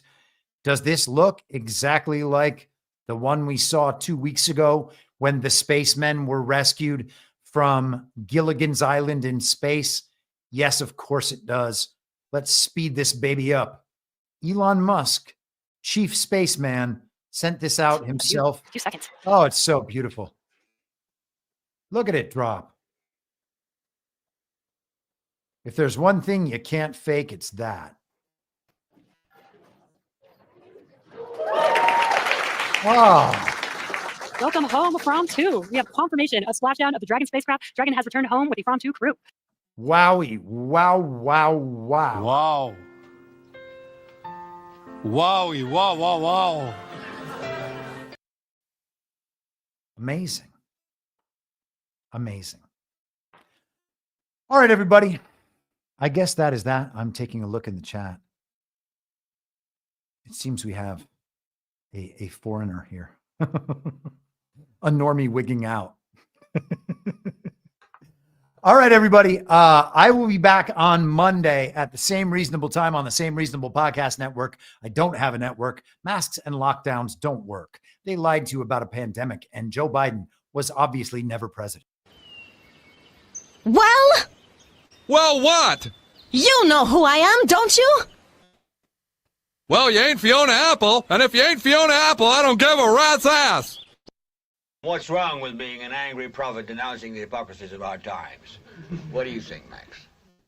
Do you want to be an angry prophet denouncing the hypocrisies of our times? Yeah, I think I'd like to be an angry prophet denouncing the hypocrisies of our times. It's not true. It's more true than I would perhaps prefer. Let you down. We do a little trolling. It's called We Do a Little Trolling. What? In my mind, that's the end game. If you're listening for free and would like to support the show, the best way to do that is by signing up for a paid subscription at imyourmoderator.substack.com. You can find the info stream over on Telegram at t.me/veryreasonable. The merch site is cancelcouture.com, and for all my other links, you can visit linktree.com/I'm your moderator. And I'll see you soon. Down on the range.